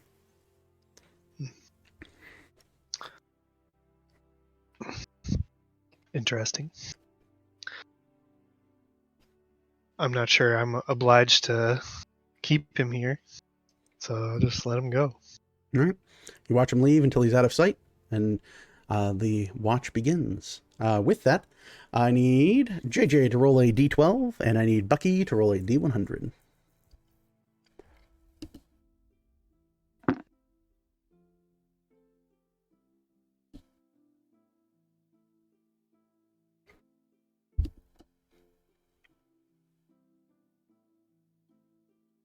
So 48. 48, and JJ, what do we get for the D12? We got an 11. 11, all right. So 48 and 11. All right, both of you can give me a perception check, or one of you can make it at advantage, your choice. JD, do you have any bonuses there? I do have a bonus, yeah. Yeah, go for it.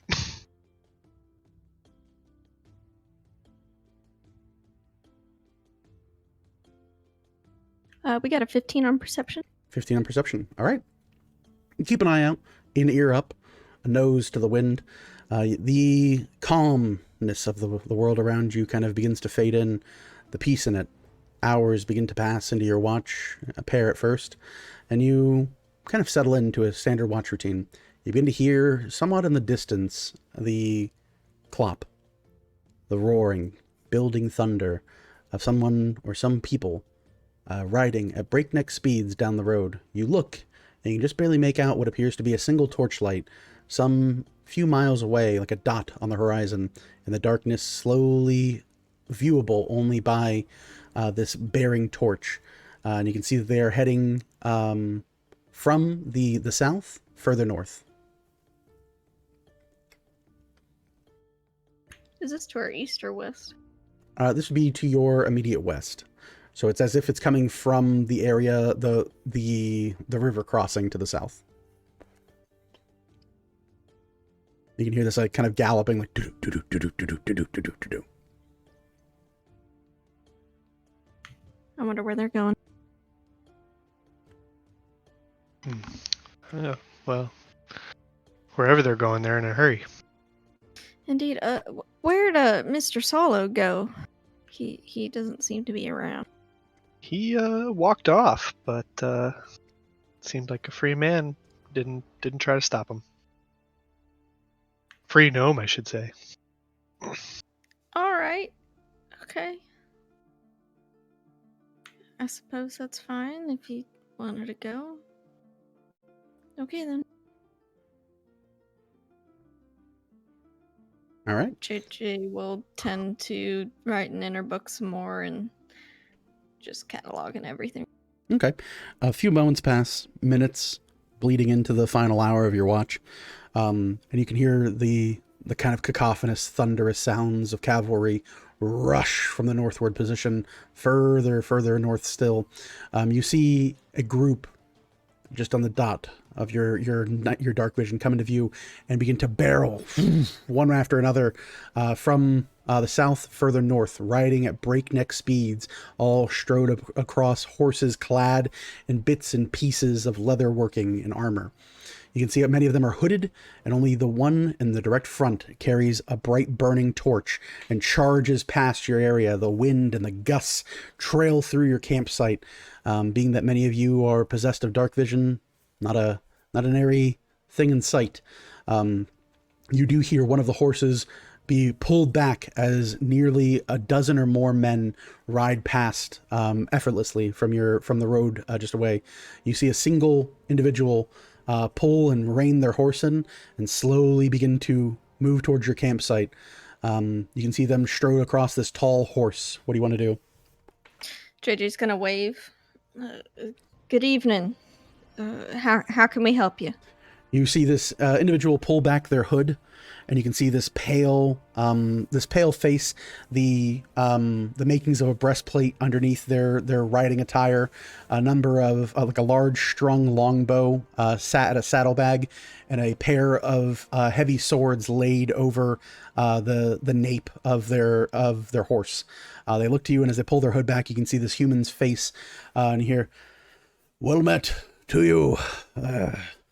It's rather dangerous to be camping out this far out from the river's crossing. Apologies, I'd not much time here, but mightn't there be any of you strong of arm and blade, looking for a bit of coin and renown and honor?" We could be. I'd have to wake up the rest of the crew, and we are on mission from the king already. Mission from the king? Yes, sir. What is it that His Majesty has tasked you with? We are handling some counterfeiting down near Wren's Fork and in the steam fields, sir. Counterfeiting. Curious. On whose authority? The Furbolg fella that works for the king. Furbolg. Lemire. Lemire, yes, sir. Right then. Apologies then for disturbing you from your quest, as you are already possessed of a noble thing. I'm sure it is good use of your talents. Be safe, and keep good company. And he immediately kicks the side of his horse, and you hear it rears up and bucks, and he immediately chases off at a breakneck speed. Yeah, I just need coconuts. As best as we can, and makes his way further northward down the road. Here and back and gone in a flash. With that, the minutes pass, and your watch comes to an end. JJ will tell Orin more all about their encounter. All right. And bed down. All right. You settle into your horse. Comfortably, relaxing, calmly. Your horse wakes for a moment, then looks and returns back to sleep. Orville, Morgan, you all begin your watch. You set upon the area. You're informed of a passing group of individuals throughout the night as Bucky and JJ return to slumber.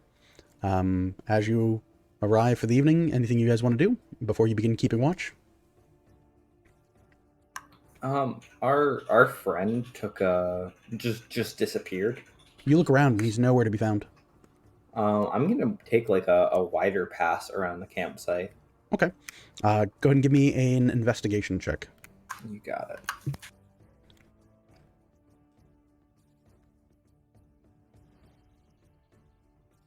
That's an 11. An 11? Okay. You look about the area, and even at a wider pass, wherever this individual has disappeared to, no telling where they could be. Alrighty. With that, we've already been set here. So yeah, for the next event, I think you guys, yeah, Morgan, can you roll a d12?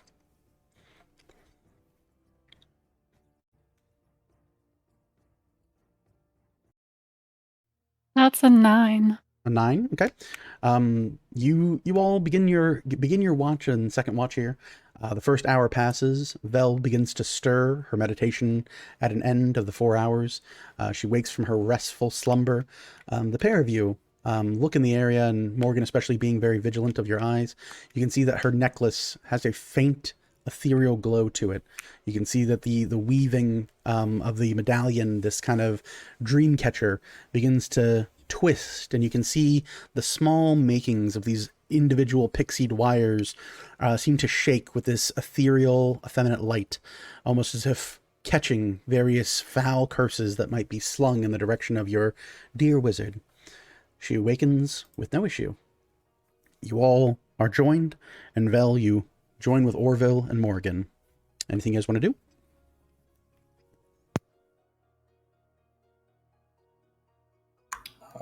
Vel, what's the deal with that necklace? Is that from them little folk? Yes, from the Dawn, from the deal that I made with him. Yep.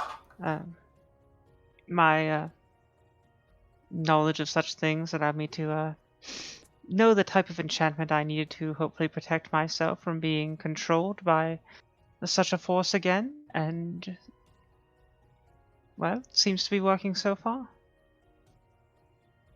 I guess is that why it's glowing? It's working? You look down. I believe so. Yeah, as you review it, you look and it's not glowing or anything anymore. Oh, okay. If it was, it likely was performing what it needs to. I've attuned to it and attached it to protect myself, and well, aside from those creatures, this should help me against many things that may try and influence or overpower me, so that's quite a handy thing to have. Handy. That's right. I only have one. Yikes. So easily enough, you all, you all settle in. So one of you can make yes, go ahead. Mr. Sallow isn't here? From what I'm told, he just he up and walked away, and I couldn't find any trace of him. Did he take his bag and everything? Orville go and peek in the cart. Yeah, you look around. Every trace and sign of him gone. Well, he seemed a man who cared for his privacy. Perhaps he would return in the morning. I'm not his mother. Ain't that the truth? So with that, if one of you would like to make a perception check at advantage, or you would all like to make an individual perception check, that is up to you. But you may do so now as you keep watch. I've got a +3. Mm-hmm. I think Morgan's elven eyes see the most out of us. I have a +2. Oh. You mean Relative's elven eyes? You made my elven eyes. I don't know. I glanced down at the passive perception. Just figured the bonuses were off that. Oh. But I stand corrected. All right. Yeah. How about that? That. You should. Did you have expertise or something in it? Because you should. In perception? Just based on our stats listed here, you should have a better one than us. Yeah. That wasn't me. My passive perception is 12. Then we put it in wrong. Then I put it in wrong. Our bad. Bunk We me. have There you go. Bufed. I didn't even check it. All good. Alrighty. It happens. Velithil, what do your elven eyes see? What do your elf eyes see? Peer into the darkness and see what you might. They see an 18. 18. Okay. You keep a watch out. You keep a review throughout the second watch, looking out into the darkness, being informed much in the same as Mr. Salo is gone and missing. You look through the area, and you maintain a vigil. With an 18, you peer out in your dark vision. At the very edge of it, you can see just on the other side of the road a blinking, not so much light, but something reflecting a light. Just from the edge of the few smatterings of trees in the collected area of the soft forest within the plains of Irden. This yellow reflection seems to catch your eye only barely and only momentarily before disappearing back into the brush. Would that be the direction where the soldiers you mentioned? The soldiers were along the road. They headed eastward. So where was this? This is directly west of your position. So while you guys are closer to the Middle Hearth Mountains, it is effectively across the street from you guys, in just up a tree. Like a lone standing tree, just in a spattering of other trees up there.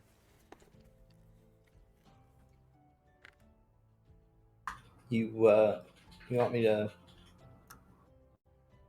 Oh, we lost the DM's voice for a second there. Hello? Oh, Well, I back. could... Oh, Aja, you don't have dark vision, darling. You have to get so close to notice things. I mean, I could always go check it out. Throw Morrigan on my shoulder if you insist someone to go with me. Well, if you want to, it could just be a creature or an owl up in a tree. Odd yellow blink, though. I mean, worst case scenario, it's an excuse for me to stretch my legs. I'm back here in a couple of minutes. All right. There's no reason to not be cautious, especially with soldiers running about, warning of dangers in these areas. Yeah, all right. I mean, I'll go. Whereabouts did you see it? I'll try and get Vel to point the general direction. She points directly to the tree with an 18, like that tree right there. That one. Mm-hmm. All right. Morgan, you want me to carry you? Do you want to hop on a shoulder? How do you want to keep up? I'll hop on your shoulder. All right. Yeah. Okay. DM, can I Naruto run the entire way there? You sure can. Oh hell yeah! You scoop down, and a melody plays from JJ somehow, and you see her put your more on your shoulder, and then you Naruto run the whole way. So yeah, you. Oh my god, you do it the whole. I just Commit want to to a say bit. one thing before you move over there. Yeah. The whole way. I'll just keep a vigilant eye out for if anything starts going wrong. Mm-hmm. Yeah, you keep a vigilant eye out. The pair rush across the area, clearing the 100-foot fairly easily. In about 18 seconds, they arrive at the base of the tree. For the pair of you, you look up, and you see a bit of rustling from the leaves, and you hear a small kind of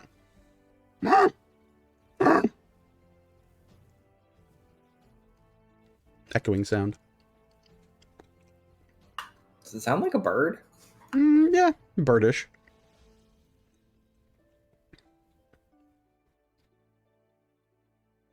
How close are we? Yeah, at the base of the tree. It's up the tree. Tree is roughly 8 to 10 feet tall. Would I be able to see what it is? Sure. Go ahead and give me a perception check or investigation, your choice.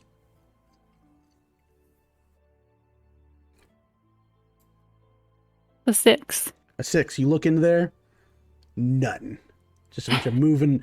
Clearly, this tree is possessed by the devil. You can hear it very clearly, but you can't actually make out whatever it is that's in that tree. Dark vision's just poopy. Poopy vision. Da da dee da da da. Poopy vision. Da dee da da da. Well, there's something up there. I can't see it. You can't see it. I mean, it might be our friend just trying to scare anything off, but I don't know. I don't want to shake this tree.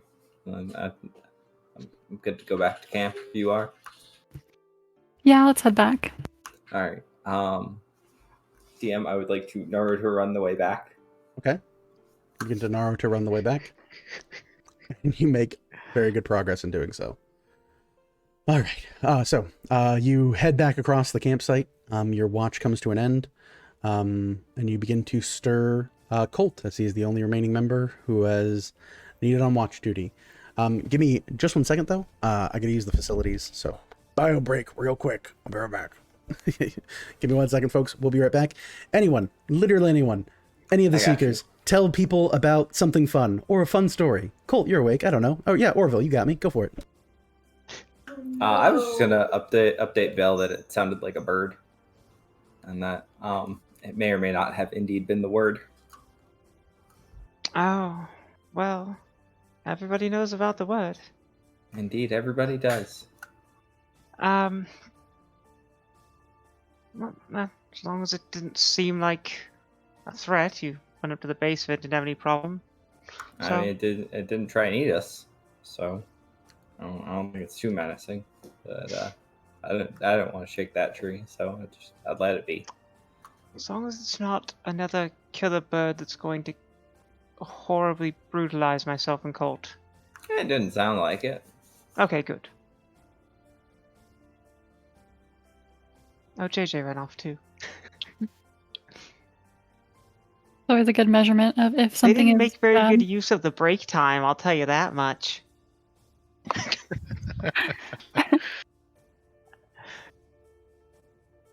Sometimes you just ingest a lot of caffeine, and caffeine's a diuretic, and then all of the water that you've been holding for like 3 days in your body it's go time. Chat, how are you doing tonight? Are we still how's chat? Talk to us, chat. We're looking at you.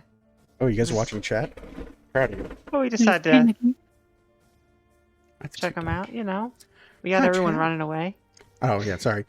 I just, you drink up, they're like, here's how much water you should drink in a day. Yeah, that is a gremlin. So, nice to see you, Dr. Vasler. Yeah, exactly.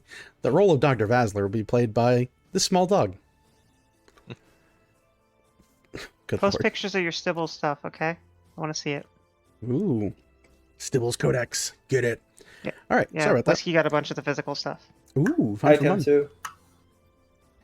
Hey, Whiskey. Hi, folks. Moving on. All right. Colt, you're stirred. You're informed of the various musings and goings-on about the area. The pair of you, both you and Vel, are left to the camp to maintain watch and order. Anything you guys would like to do, you may do so now. I would have really liked to go with those knights that were looking for a strong sword and whatnot. I'm not going to lie to you. I'm rather curious about what that was all about as well, but that happened before I was roused, so... And now my friend left. I was going to tell him a story. I'm also curious about that, but... It's okay. Perhaps we'll get to talk to him further later. I'll just tell Mayonnaise and Mustard my stories.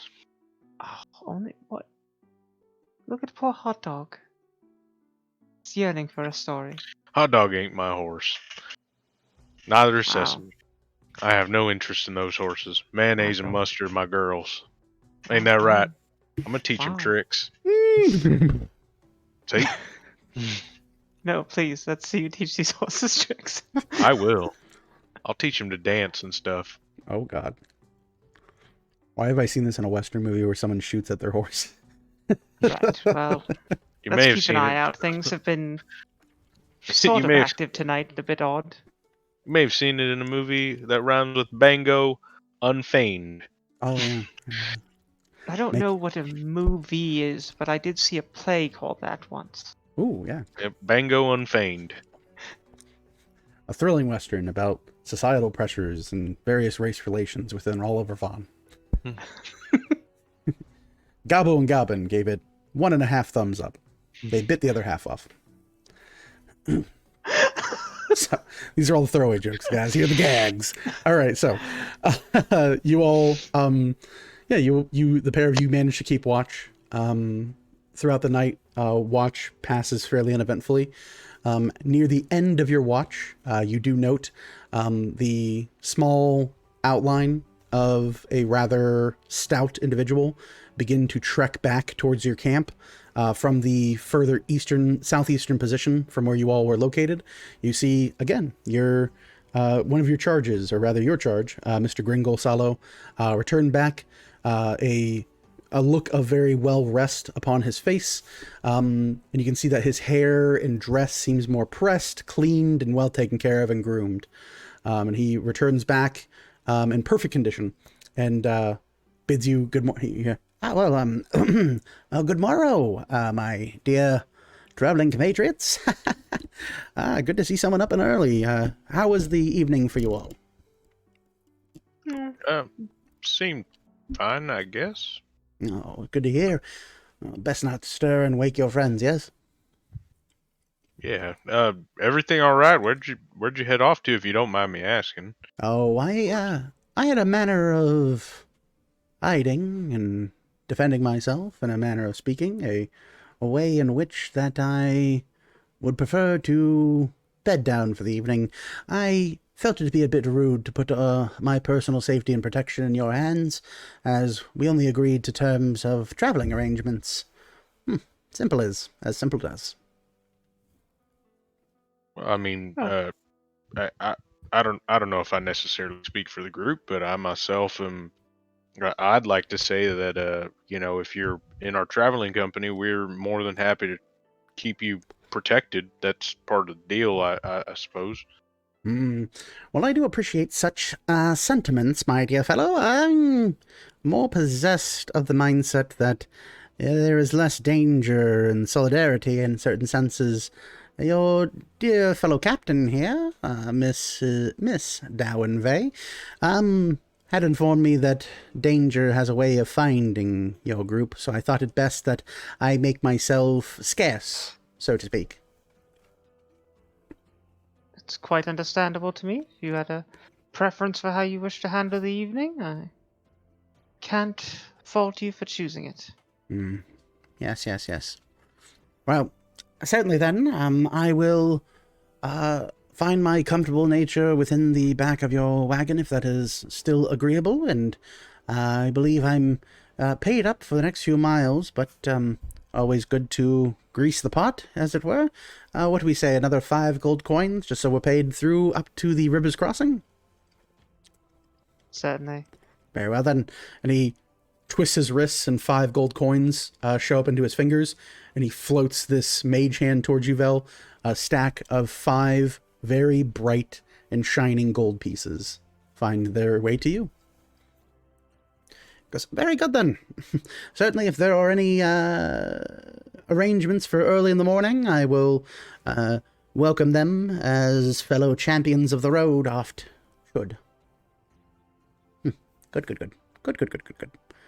He makes his way back to the wagon. You both see him reach into his right boot, produce a tied piece of knotted rope, and he throws it up into the air before it seems to anchor onto something unseen, and he begins to climb up this soft rope and then climb into the wagon. A snap of his fingers, the rope flies back to his hand, and he hides it once again. A gnome of many means. I'm surprised he doesn't have some sort of steed to travel himself. Well, he can't have one of mine.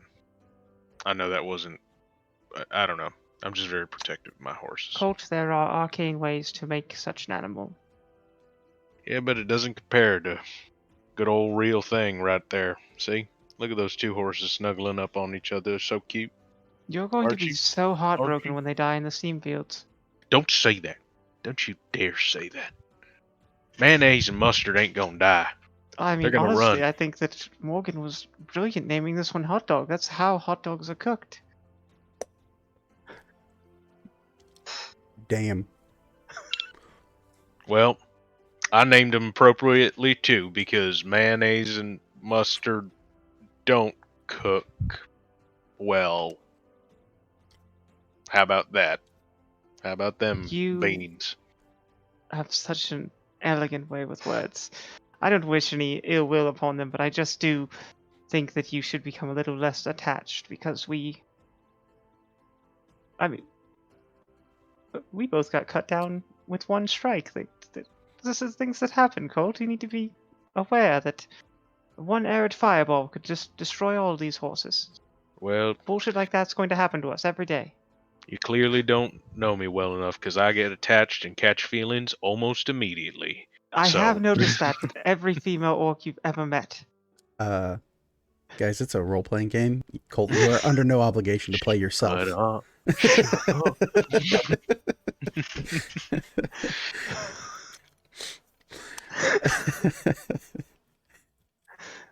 Getting a little too real here. I'm playing a character. That's not me at all. Drinks water suspiciously. All this talk of not cooking, and then the DM comes in with that roast. Sheesh. That's a fireball for you. Well, then, with our watch over and everyone ready to rise and finish their rest. Mm-hmm. So, everyone does rise. You all find that you are able to enjoy and partake in various rations from your packs. Go ahead and mark them off if you are keeping track of your rations. You guys procured provisions for the wagon itself, so effectively whoever is maintaining group loot or any of that sort, just note the days. Not too many of them. There you go. Again, being early risers and being on a very stringent time schedule, very strict kind of morning, noon, and night, and making sure you go to sleep early and wake up earlier still, you will find yourselves ready for traveling once again. For that, is there anything you want to do before setting off further southward towards Wren's Fork? Can I make a couple more scenes of cutscenes of Naruto running while I go check out that tree in the daylight? Sure. Yeah. Go right ahead. All right, okay. And go. I'm not actually getting up. Oh, god damn it. Okay, well that's fine. So yeah, you see Orville look around and look back, and you see her Hensha, Henshala, and he just does full Dragon Ball Z run and do a Naruto run, because I just prefer that song to any of the Naruto songs because they're crap. So yeah, there's that. You make your way to the tree and you look up and you can see many of the branches and leaves have been moved apart. And early into this morning now, you look and there is a large kind of circular pattern where it looks as if something was roosting in that tree and has left late into the evening. I would like to attempt to climb the tree. Sure. Are you trained in acrobatics or athletics? Neither. Oh, fun. Okay. Give me your choice of check. Go right ahead. Acrobatics it is. That's a 16. 16. You back up from the tree. You look it up. You look it down. You kick the tip of your boot into the dirt. Dig in. Go into a full sprint. Run. Foot on the sides of the tree. And I'll jump up. And you reach the lowest hanging branch. You do a gymnast flip up into the top of it, legs first, and you kick through a few branches. They break and shatter. You see many of you, if you're keeping eyes on where Orville is, some of the nearby other trees, birds fly out from various areas. But Orville, you pull yourself closer up into this tree and look around, and you have situated yourself just above where this roost, this almost like nighttime nest used to be. Can I like poke around and try and find any like feathers or like sure any sort of anything in the roosting vicinity? Of course. Go ahead and give me an investigation check.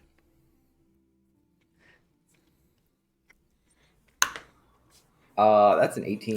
18, there you go. Like the most Sherlockian of homes, you look across this roosted area, you find a collection of other types of like droppings and things befitting birds, acorns and various other shelled items that exist within this tree.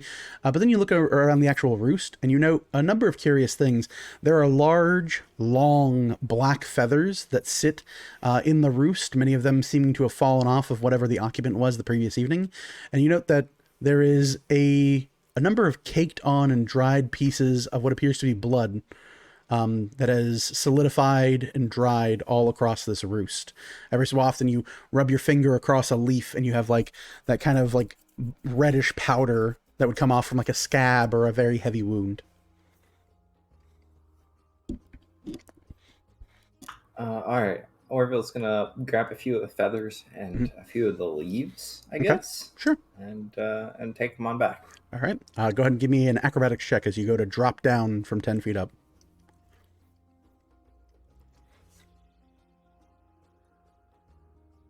That's a 12.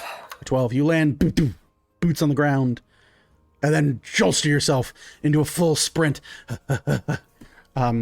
Yes. Like the most glorious of Area 51 raiders, you arrive back at your friends. You have both feathers and branches in hand with a number of leaves. The group, you all see Orville holding these items betwixt his fingers. Thankfully I didn't break my neck jumping down. And I know some of y'all were thinking it. But, Morgan, it seems that our bird friend in that tree, I'm not sure if it was hurt or if it was eating something, but there's definitely some blood up there. And these feathers came off of it. I don't know much about birds or nothing. Bucky seems to be decent about that. Bucky, do you have any sort of know-how on this? Or maybe your friend does. Mr. Salo, what say you? Oh, excuse me. He pokes his head out from the wagon. What might you say that is? It's some feathers and some blood. You know much about the birds in this region? Birds in this region. Well, I must profess I am not much of a bird-watching connoisseur per se, but I am possessed of a number of interesting knowledges. Yes, bring it close here, but it looks fairly dirty. You can get diseases this way. Please, show me what you found here. I'll leave some with Bucky for him to inspect, and I'll take some over to Mr. Salo as well. Okay. Bucky, do you want to roll nature? Yeah. Okay. Oof. 12. Okay. You look over this feathering. It doesn't seem too dissimilar from a bird that you actually had kind of come to view previously. It seems almost fitting that this is likely a bird that you encountered in your recent combat along the road. One of those bone collecting birds? No, it's a little too small for that. It's actually rather curious. Okay. You show it to Mr. Salo, and he kind of looks it over and goes, curious. Whatever this is quite wounded, perhaps even dead. Terrible. Did you find the corpse? No. There's just a big old flat spot in the tree. Well, hopefully it'll harrow you no more, but such things are rather curious. I can't identify it. I don't know the genus nor nature of the bird, but I can say that it must be possessed of some innate strength to be able to persevere through what attuned to very grievous injuries from what the amount of blood you're reporting is. Well, then, that's a little bit reassuring and a whole lot bit worrisome, but thank you nonetheless for being a well of endless information, sir. I do attempt to be useful in all facets of reality. Might these feathers match the kinku that we fought? You look at it, no, they seem too short for the kinku. The kinku themselves being more humanic than avian in that variety. And not having these, you look at these, and some of the feathers you have here are actual like long wingspan feathers, but they're too small for a kenku, but too large to be a non-flightless, or like to not be. They're too large to not have come from a bird possessed of flight, instead of a flightless bird like a kenku. So kind of like the swarm birds, or maybe the macaw. Yeah, you look it over, and there are definitely like a number of things that would lead you towards the swarm birds, or perhaps even the macaw itself. The shine to these feathers sits a little bit more beautifully than you would expect from normal birds. Well, maybe some of the smaller ones are tagging along watching us. Well, didn't that macaw try to cast a spell? Yeah, it did. Curious. Quite. I guess we should be on the lookout then. Everyone take up bird watching. It's our new hobby. As a group, we're a hobby. Vel, you feeling all right? I just want to make sure you're not having any more than bird visions. Was I having bird visions? In the See, I city. had. Well, yeah, there were a few birds, and the road was a bit bloody. Then horrible shadow visions and odd gnome. That's not No, I don't going think on I've had now, a though? bird vision in a while. All right. Well, all right. We can take a bird watching then, and I won't object to that. And take a look to the sky every here and there. I'm really starting to hate birds. What? No. Joel isn't. Joel loves birds. Oh, okay. Colt starting to Who? hate birds. Who's this guy? He's one of the old soldiers I had. He fell in How did love he very die? quickly. Oh, well, he I don't know. He might still be out there He somewhere. just disappeared. Out there somewhere. Okay. Yeah. Let's be a bit more vigilant. If anyone sees glowing yellow eyes in the night watching us again, let's not be caught off guard. If this is that macaw, or even something else connected to those birds.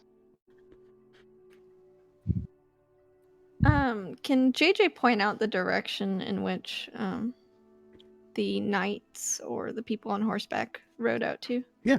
You point down the other side of the road. So while you all are heading southward towards the river crossing, the gentleman on horseback proceeded further eastward from whence you came, heading towards the end of the crossroads. Just want to let y'all know where they headed. I told him that we were on a king's mission, and he kind of just buggered off before I could answer any questions. It seemed like he was quite in a hurry. Did he happen to mention what they needed strong individuals to deal with? No, but if I put two and two together, this is just a guess, but back that way is Kind's Plummet. And it seemed like maybe they were having some issues. The prince and his forward team, as the Montserrat guy said. Well, I'd be concerned if maybe the prince made a move himself into the Kind's Plummet area. Well, maybe. We just have to let that play out for now.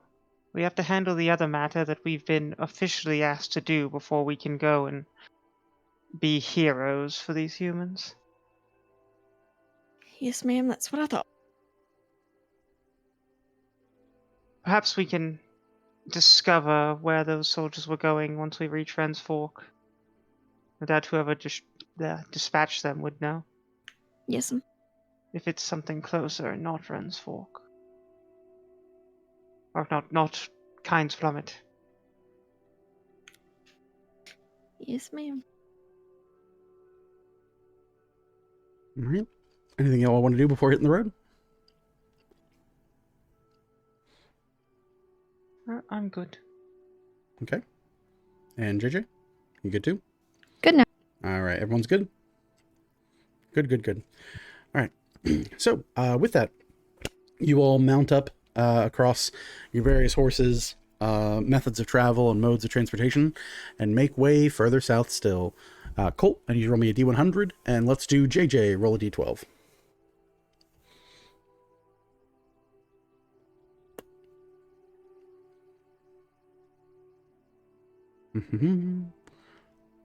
JJ, what do we get? We got a 3. A 3. And Colt, what do we get? 85. 85. Let's check it out. All right. So, you all begin to make your way southward early in the morning. Again, the light still fading into existence as the beams of light crest over the hillside. Nearly an hour, almost 2 hours in travel. First thing early in the morning here. You again hear this screeching sound as it comes back in. You can hear the kind of billowing of this loud broadcast cut in. Near hello, once again, we're coming to you live from MMLR 660, Montserrat in the morning. Hello and welcome. It is once again your host with the most, Montserrat. I'm here to tell you of all of the wondrous, horrible things that are happening in the plains of Irden. Throughout last night, we saw a large flocking and fluttering of humanic races make their way towards one of our broadcast stations. Fear not, noble listeners, we have barricaded the doors and created any number of hilarious traps. The release of this footage will be available after the fact, but fear not, so long as I have air in my lungs. No, wait. So long as I am able to speak, I will continue our broadcast day here and day out, keeping you, the people, informed about the happenings on. I will not submit to interrogation, intimidation, or otherwise horribleness at the hands of a child wearing a tin crown. Do you hear me, boy, out there with your people? I will not be intimidated! And if I could, I would strike you down with great force. But I'm told it's not in the budget, so we're supposed to leave it to the trap makers. So good luck! Although, now telling you this, that it is in fact trapped, I suppose that gets a little bit of the surprise away. Oh, well, you're dumb humans after all. It won't take much. So, let's see what we have on today's docket. Oh, yes. Yes. I like this. As you all know, we strive here at MMLR 660 to reach other nations, speak to other people. And to that effort, we are currently active in maintaining an increase to our current broadcast network. We can tell you that our eye in the sky is nearly complete, and with that, we will soon have visual over all of the Everworld. Keep us on and tuned for your news updates. Soon to follow. Now then, let's see here. Well, we can't show you the footage yet, folks. We don't yet have that capability. I could describe what I'm seeing here, but really it's just boring. A number of individuals are congregating outside of our broadcast station. Fear not, though. They seem rather stupid compared to our usual lot, and I think it might make for more fun than danger. That's right. I don't fear you, you little tin crown piece of... I can't say that on the radio. All right, then. Let's go to our music of the day. What have we got? Anything. Okay, now, listen here. Now, it needs to be...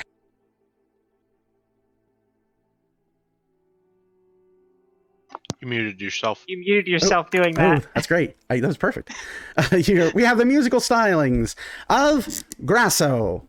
Grasso, take us away. And you hear... It tunes over. You're... Are we on the air? Yes, you are live on MMLR 660, Montserrat in the mornings. Oh, great. From the top, you hear... And the sounds of horns and various brass instruments very much out of tune and playing at different moving areas starts to blare over the area. And you hear kind of this like, yep, just... maybe we turn that down. We can't turn it down. What the hell? Damn it. You hear it kind of cut through. This blaring of trumpets and trombones and various tubas all just blare at various just wrong octaves. Nothing is in tune. Nothing is harmonizing. Nothing is moving together. It sounds as if a full band is just blowing into their instruments. I need everyone to make me a wisdom saving throw. Is that against a magical effect? No. Surprisingly not.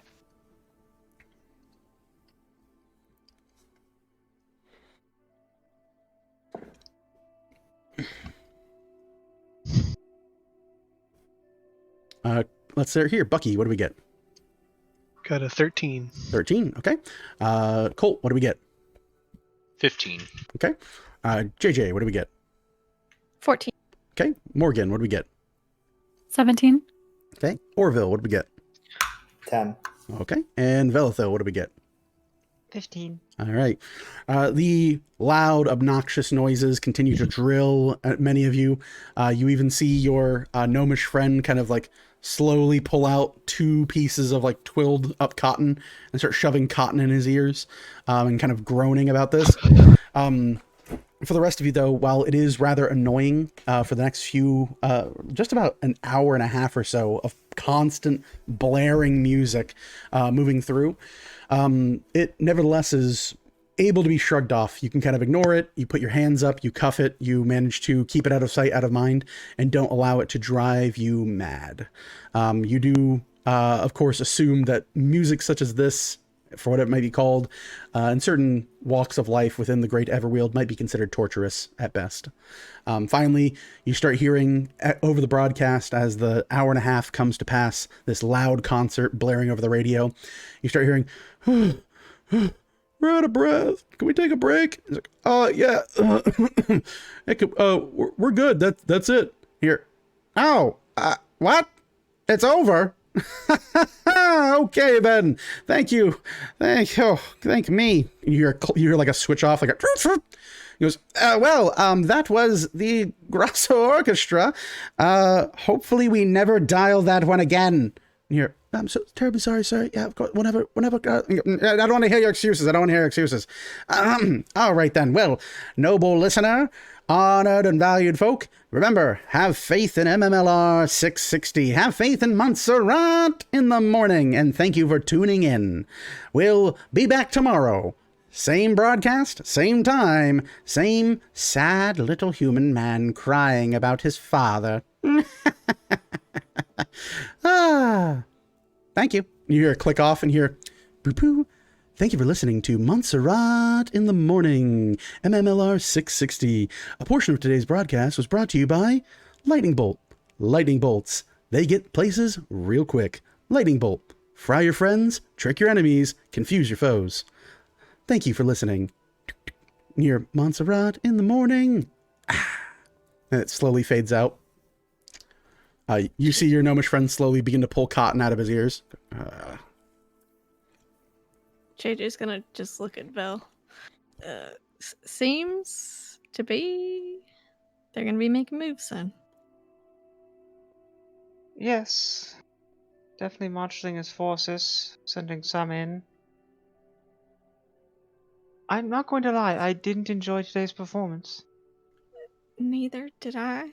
I'm not the best musical artist, personally, but that was horrid. JJ, we could call in. You would be on the air, and it would be so much better than most of these, honestly. You know, Bucky would be pretty good at it. Maybe not the bongos. Those were fantastic. True.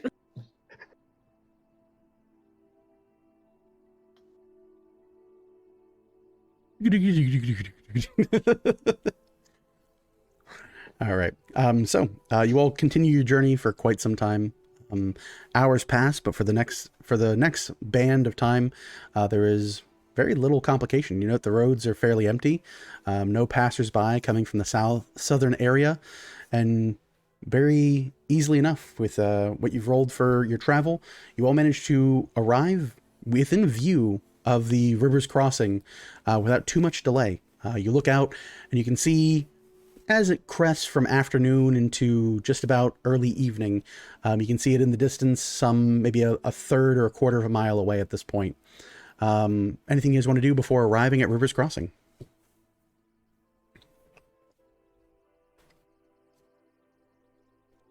Do we want to decide if we're going to go ahead and,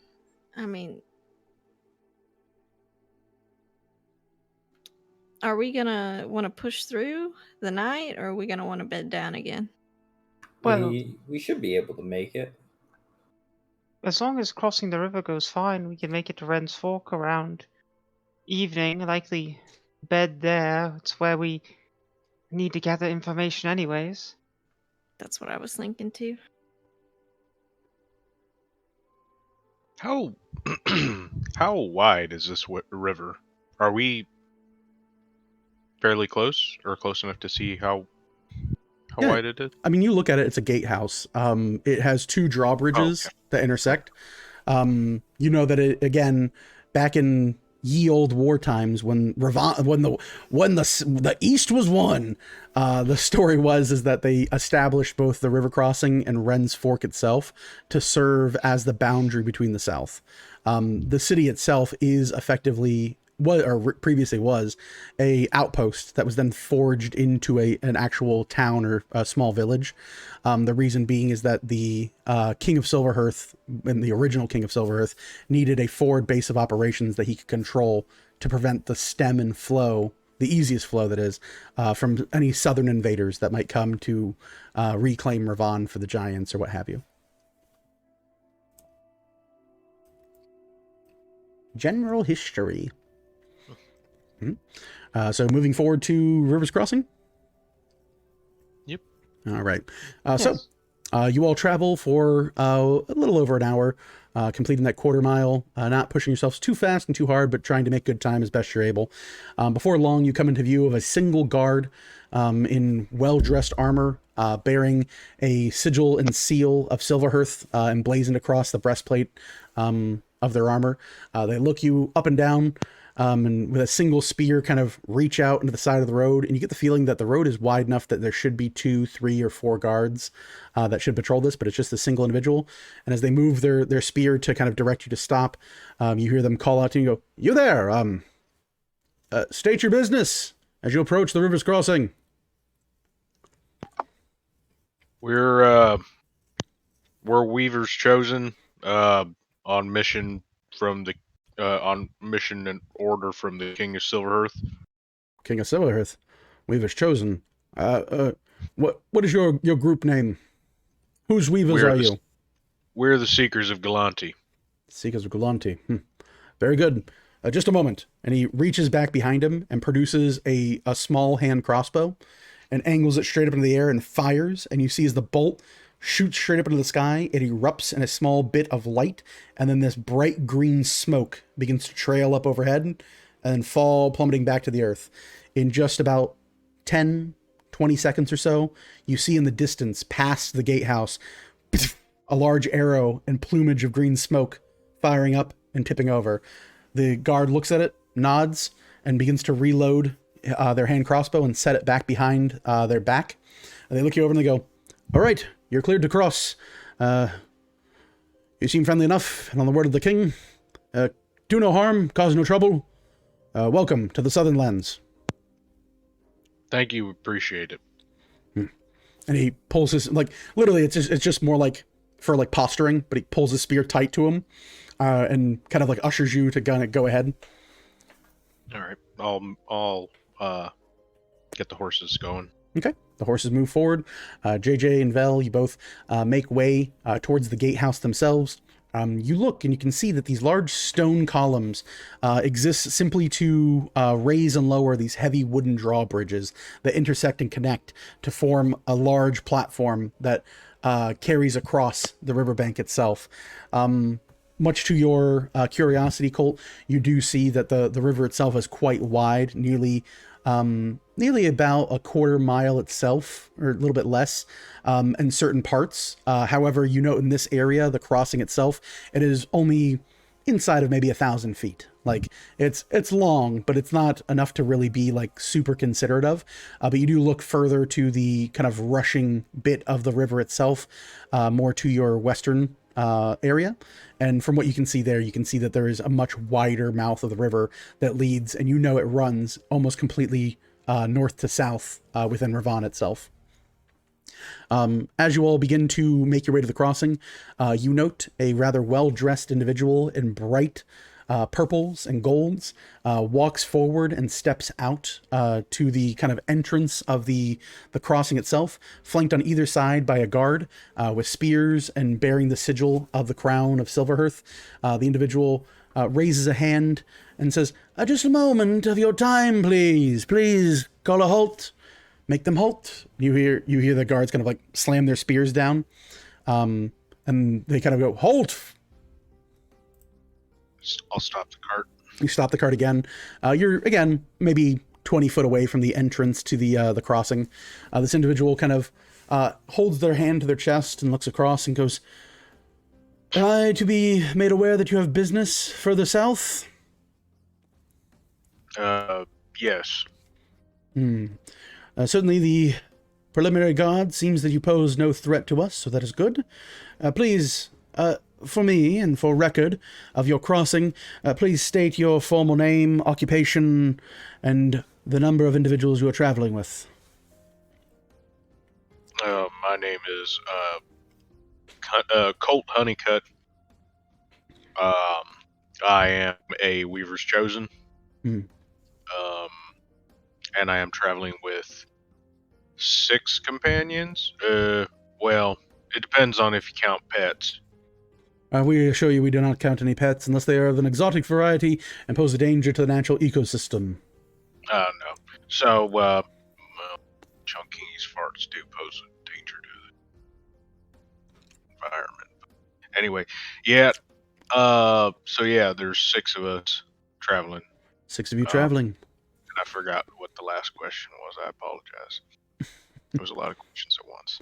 Many questions indeed. 6 of you traveling. No posed threats or any exotic animals that you are carrying. Oh, very well. You say that you are Weaver's Chosen. Of what is your designation or company name? We are the Seekers of Galanti. Galanti, how is she? She's well, you know. She's Galanti. Yes, fetching creature indeed.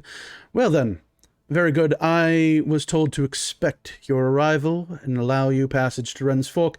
I do hope that you do not tarry. I understand that you're under advisement and messages of the King's Herald? Yes, the Herald of the King sent us to take care of something in the south regarding some counterfeiters. Counterfeiting. Terrible business. Does not boast well for the economy. Very good then, Seekers of Galanti. I thank you for adhering to these questions. I see that you are possessed of a noble venture. We hope that you do well for the good of the kingdom, and I bade you the speed of the weavers themselves. You may let them through. And the 2 guards kind of move to the side, and he walks through and waves you, and she goes, "Carry on." All right, I'll get the horse going again. All right.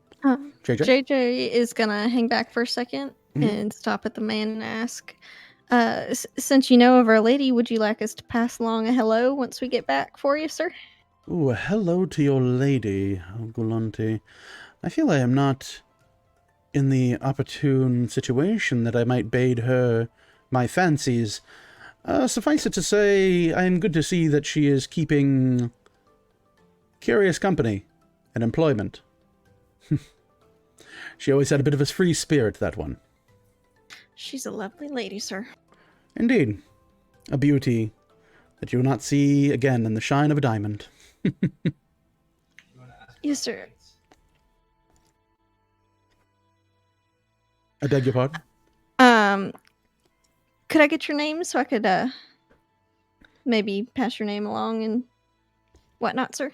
Yes, I am Sir Reginald DeWalt.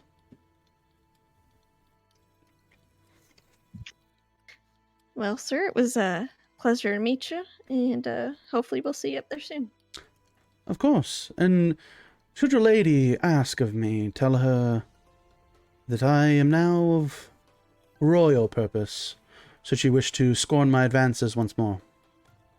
I shall see her at the ball of Ravon at Summer's Crest. Yes, sir, I'll let her know. See that you do. He kind of like turns a bit and like there's a bit more of like just simple like I'm working and more like of a flare of the robes. And he kind of like musters off and walks away. Colt, you're already making your way. The horses are like shakily like each step of the wood. They're like like nervously moving. Vel, you find the same with Hot Dog. Hot Dog's a little shaky underneath you. A little worried because there's rushing water beneath the horse's feet, and they're kind of just working across this bridge. You all do note, those of you especially that are trained in perception, investigation, or insight, you come to see that much of the crossing itself is ill-guarded, and it does appear that a number of the guard presences are missing from what should be expected here. But easily enough, you cross the river itself, you find yourself on the other end. As you look into the distance, you can see the small kind of shadows of civilization not but a few more miles away. You assume that if you keep good pace, you might even arrive just before evening, and make it before nightfall itself.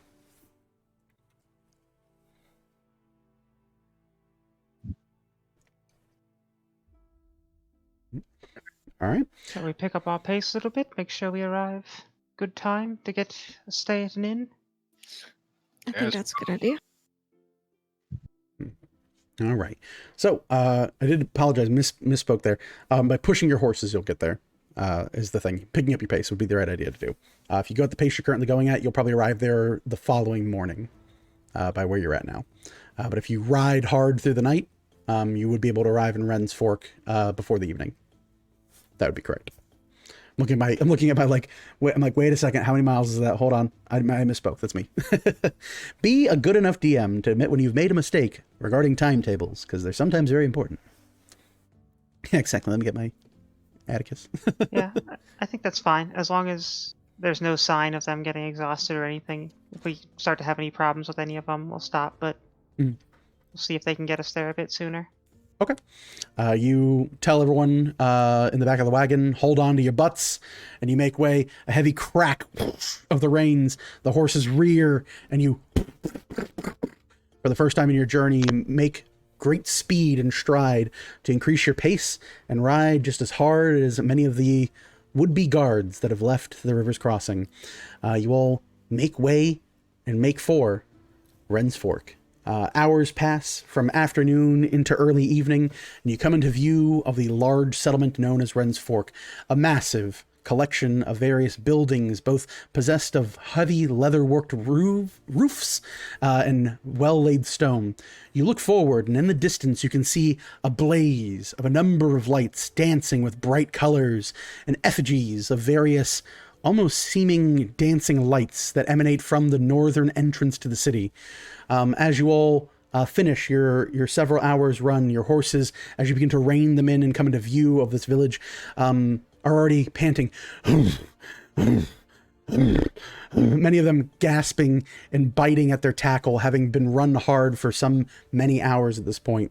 As they come to a slow, meandering trot, you look out and you can see a group, in fact, of roughly 10 or so very well-dressed, suited individuals, all seeming to be of very noble expectations and views. And a individual sat within the middle of them, kind of looks and hearkens in your direction, and you hear a voice come out of, "You there, hail! Hail, I do say! Hail for the Baron! Hail!" And they call forward to you as you approach. Anything you guys want to do before reaching this group of individuals?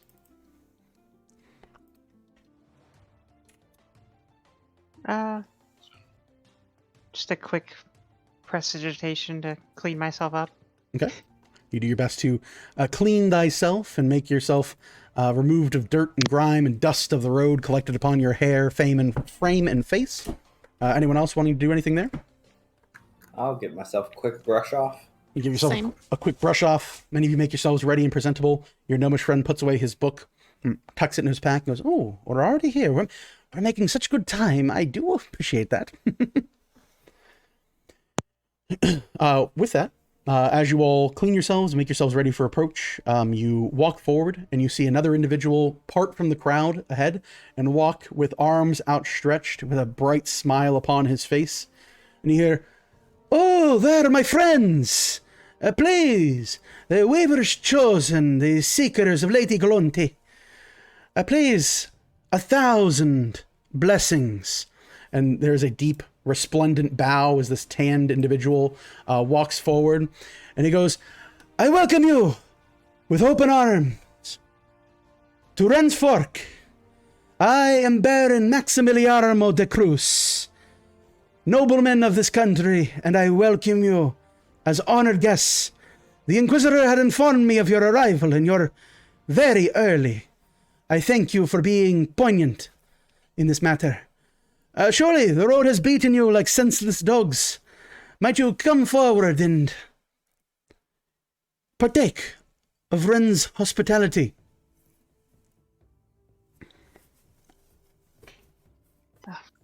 Well met, and thank you, Baron. We're glad to be here.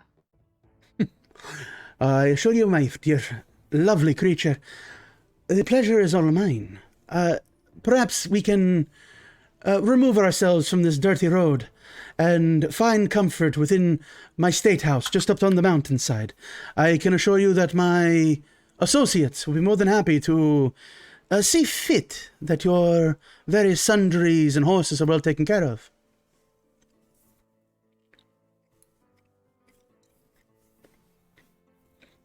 Sounds good to me. Yes. Very good, very good. Please, just a bit further still here, and you and I will have an arrangement, yeah? He kind of gives like a soft nod and starts making his way. He claps his hands together, and you see some of the suited individuals kind of muster forth, and you look, and those of you perceptive look across, and there's not a single human in the group. Each of the individuals in this group that's come to meet you, all are very well dressed, befitting various servants, butlers, people of high society and station, many of their clothes being even more fancy than that of some of the nobles that you've come across of Silverhearth.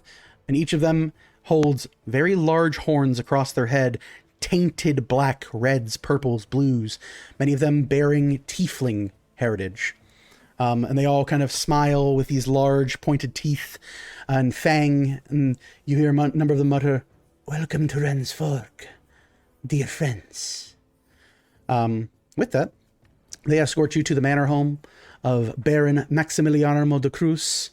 De Cruz kind of postures a bit, allows you all to collect your belongings before stabling your horses, letting his retainers take care of many of your travel arrangements and accommodations, before welcoming you into his manor home. You see, again, far removed from the city itself, some thousands of feet from it, in fact, atop a large hill that overlooks the Ren's Fork structures itself, stands a massive home that you're welcomed beyond its bright and heavy iron gates.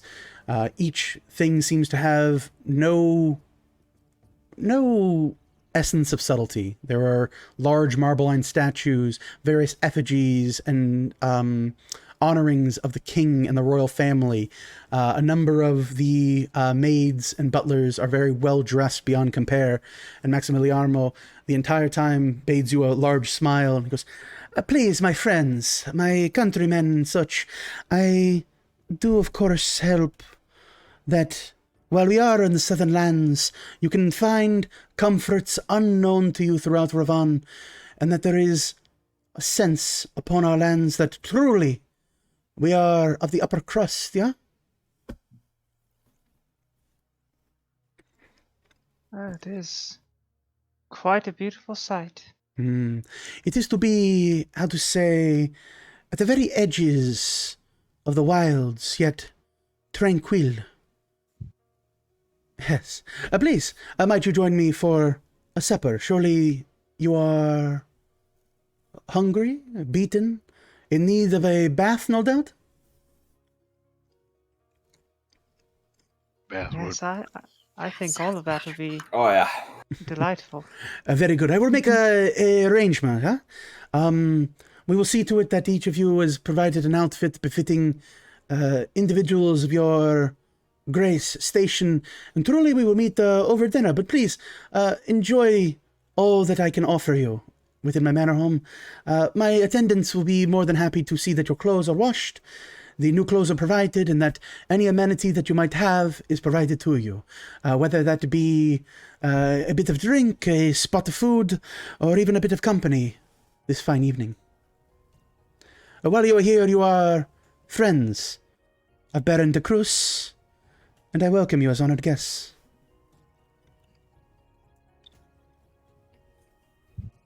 thank you, Baron Cruz. Appreciate it. Not a problem, my red friend. It is De Cruz, not Cruz. I apologize. I'm sorry. No need for apologies, Mr. Don't tell me. Hold on. Let's see here. Honeycutt, yeah? How do you know that? I have friends that have informed me of your arrival, possessed of your mission, and made me acclimated to the things that you might be here to do. I had just recently worked with your predecessors, and they found a number of nasty sorts that were working on the border of the Steamlands. I don't mean to make the same mistake twice. I hope that being open and honest with you in your investigation will prove that these ne'er-do-wells have nothing to do with the fine people of Wren's Fork, and while a number of individuals might speak ill of our people, I will not allow them those harsh words and poisonous whispers these go around. I lament being unable to help my people, but you will find that while we are the gateway to the south, I myself am but a river to my people.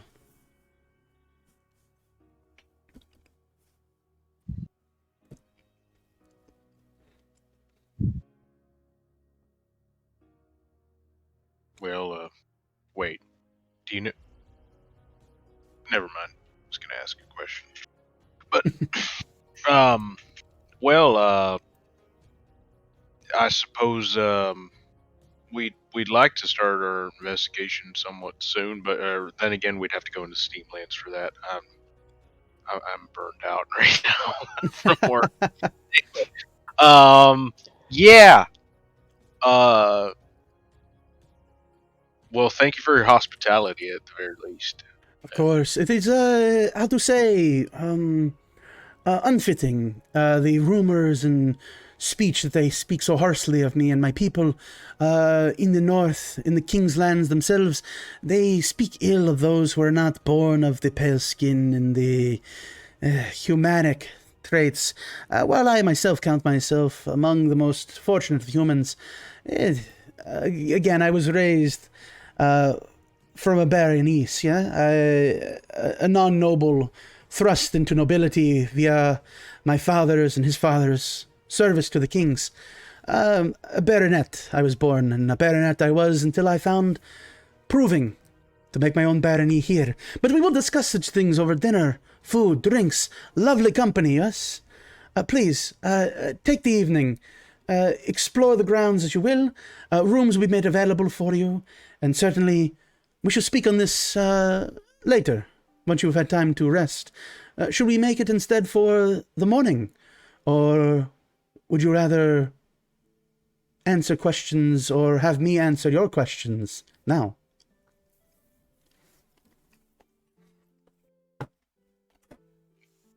What do y'all want to do? I think it might do us some good to breathe, set ourselves up for success, if you will. Agreed. I like that idea, but I don't see the harm in having a nice talk over dinner. I agree. All right. So, with that, you'll plan for dinner then later this evening. Okay. He goes, very good. We will make sure that we have a dinner set aside, and I will have some of the finest food that Wren's Fork can provide you. Again, your palate may not be accustomed and acclimated to the number of spices and flavors that we entreat upon our food. Well, perhaps your honey friend here might. But overall, we do love the honey people. I will look forward to your arrival once you are ready. You can find me in the dining hall, yeah?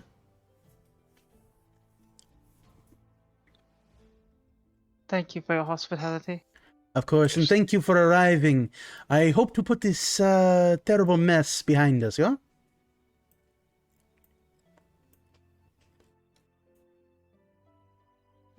Indeed. Yes, sir. Very good. Be good and have yourself a well-deserved rest from the road, my friends. Mi amigos. Thank you. Thank you. Very good.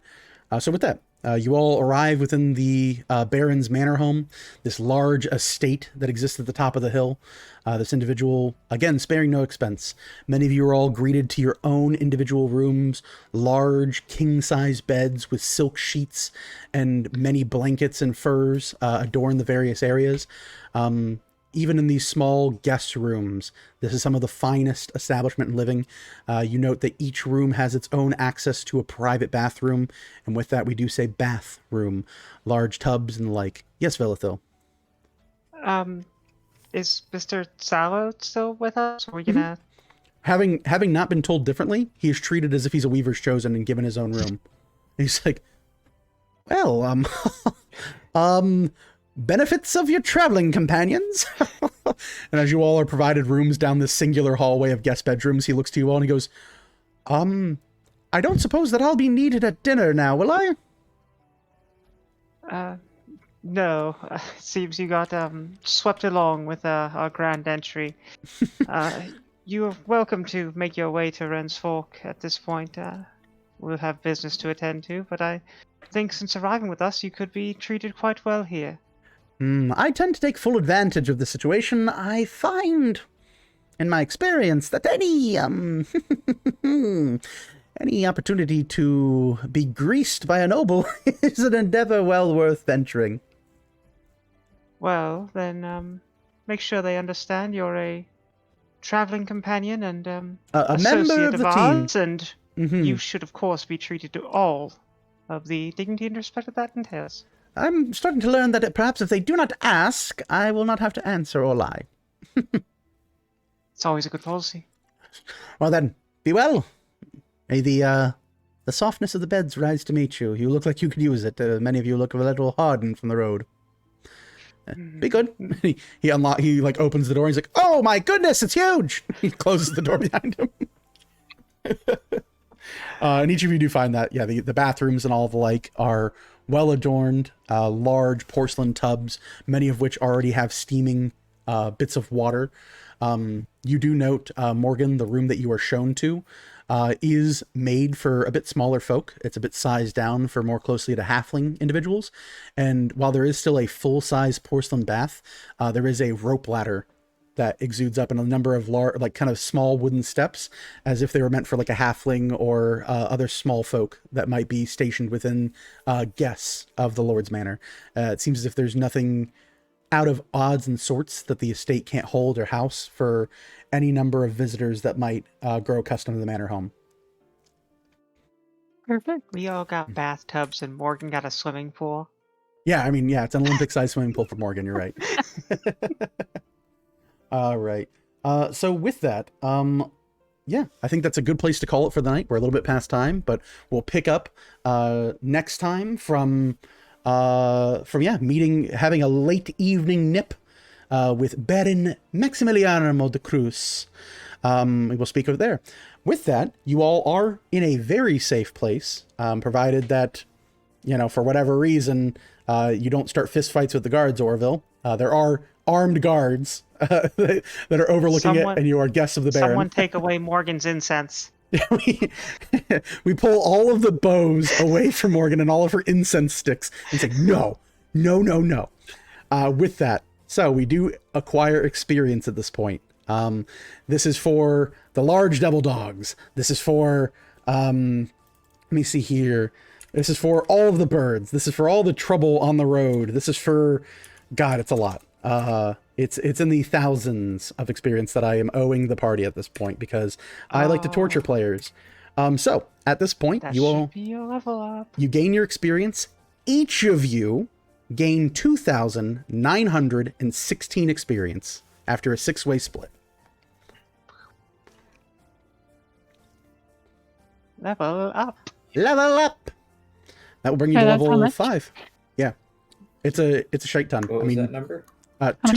2,916 after a 6-way split.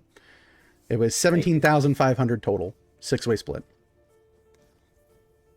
Yeah, that includes the dogs, the traveling, the arrival at new locations, the dealing with Donnie the Don Piscapones, literally the birds, the bees, random travel events, interactions with NPCs. It's a lot. It's a lot. It's a lot. It's a lot. Did I tell you it's a lot? It's a lot. So yeah, that should bring everyone to level 5, I think, right? Mm-hmm. All right, cool.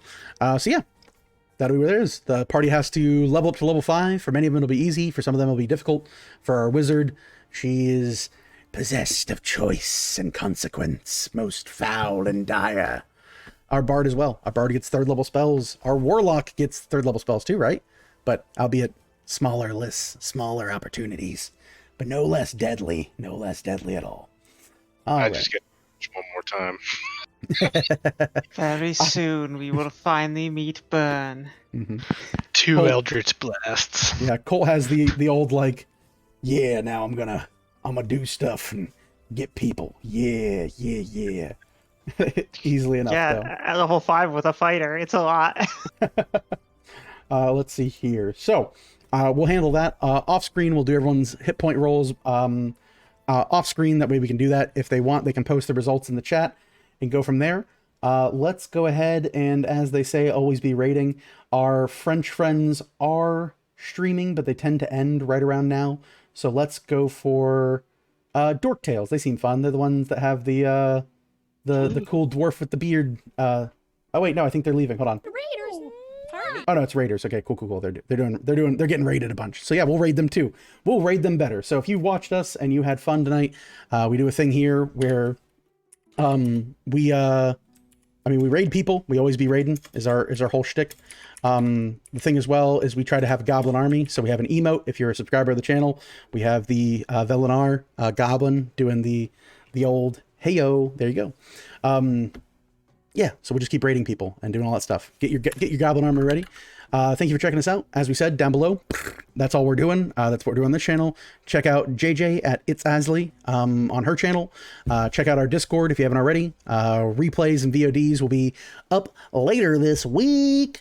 So yeah, hopefully we'll have that all done. Good and happy and good. So yeah, we thank you for checking us out. We hope you guys had a good night. We'll see you next week. Peace out.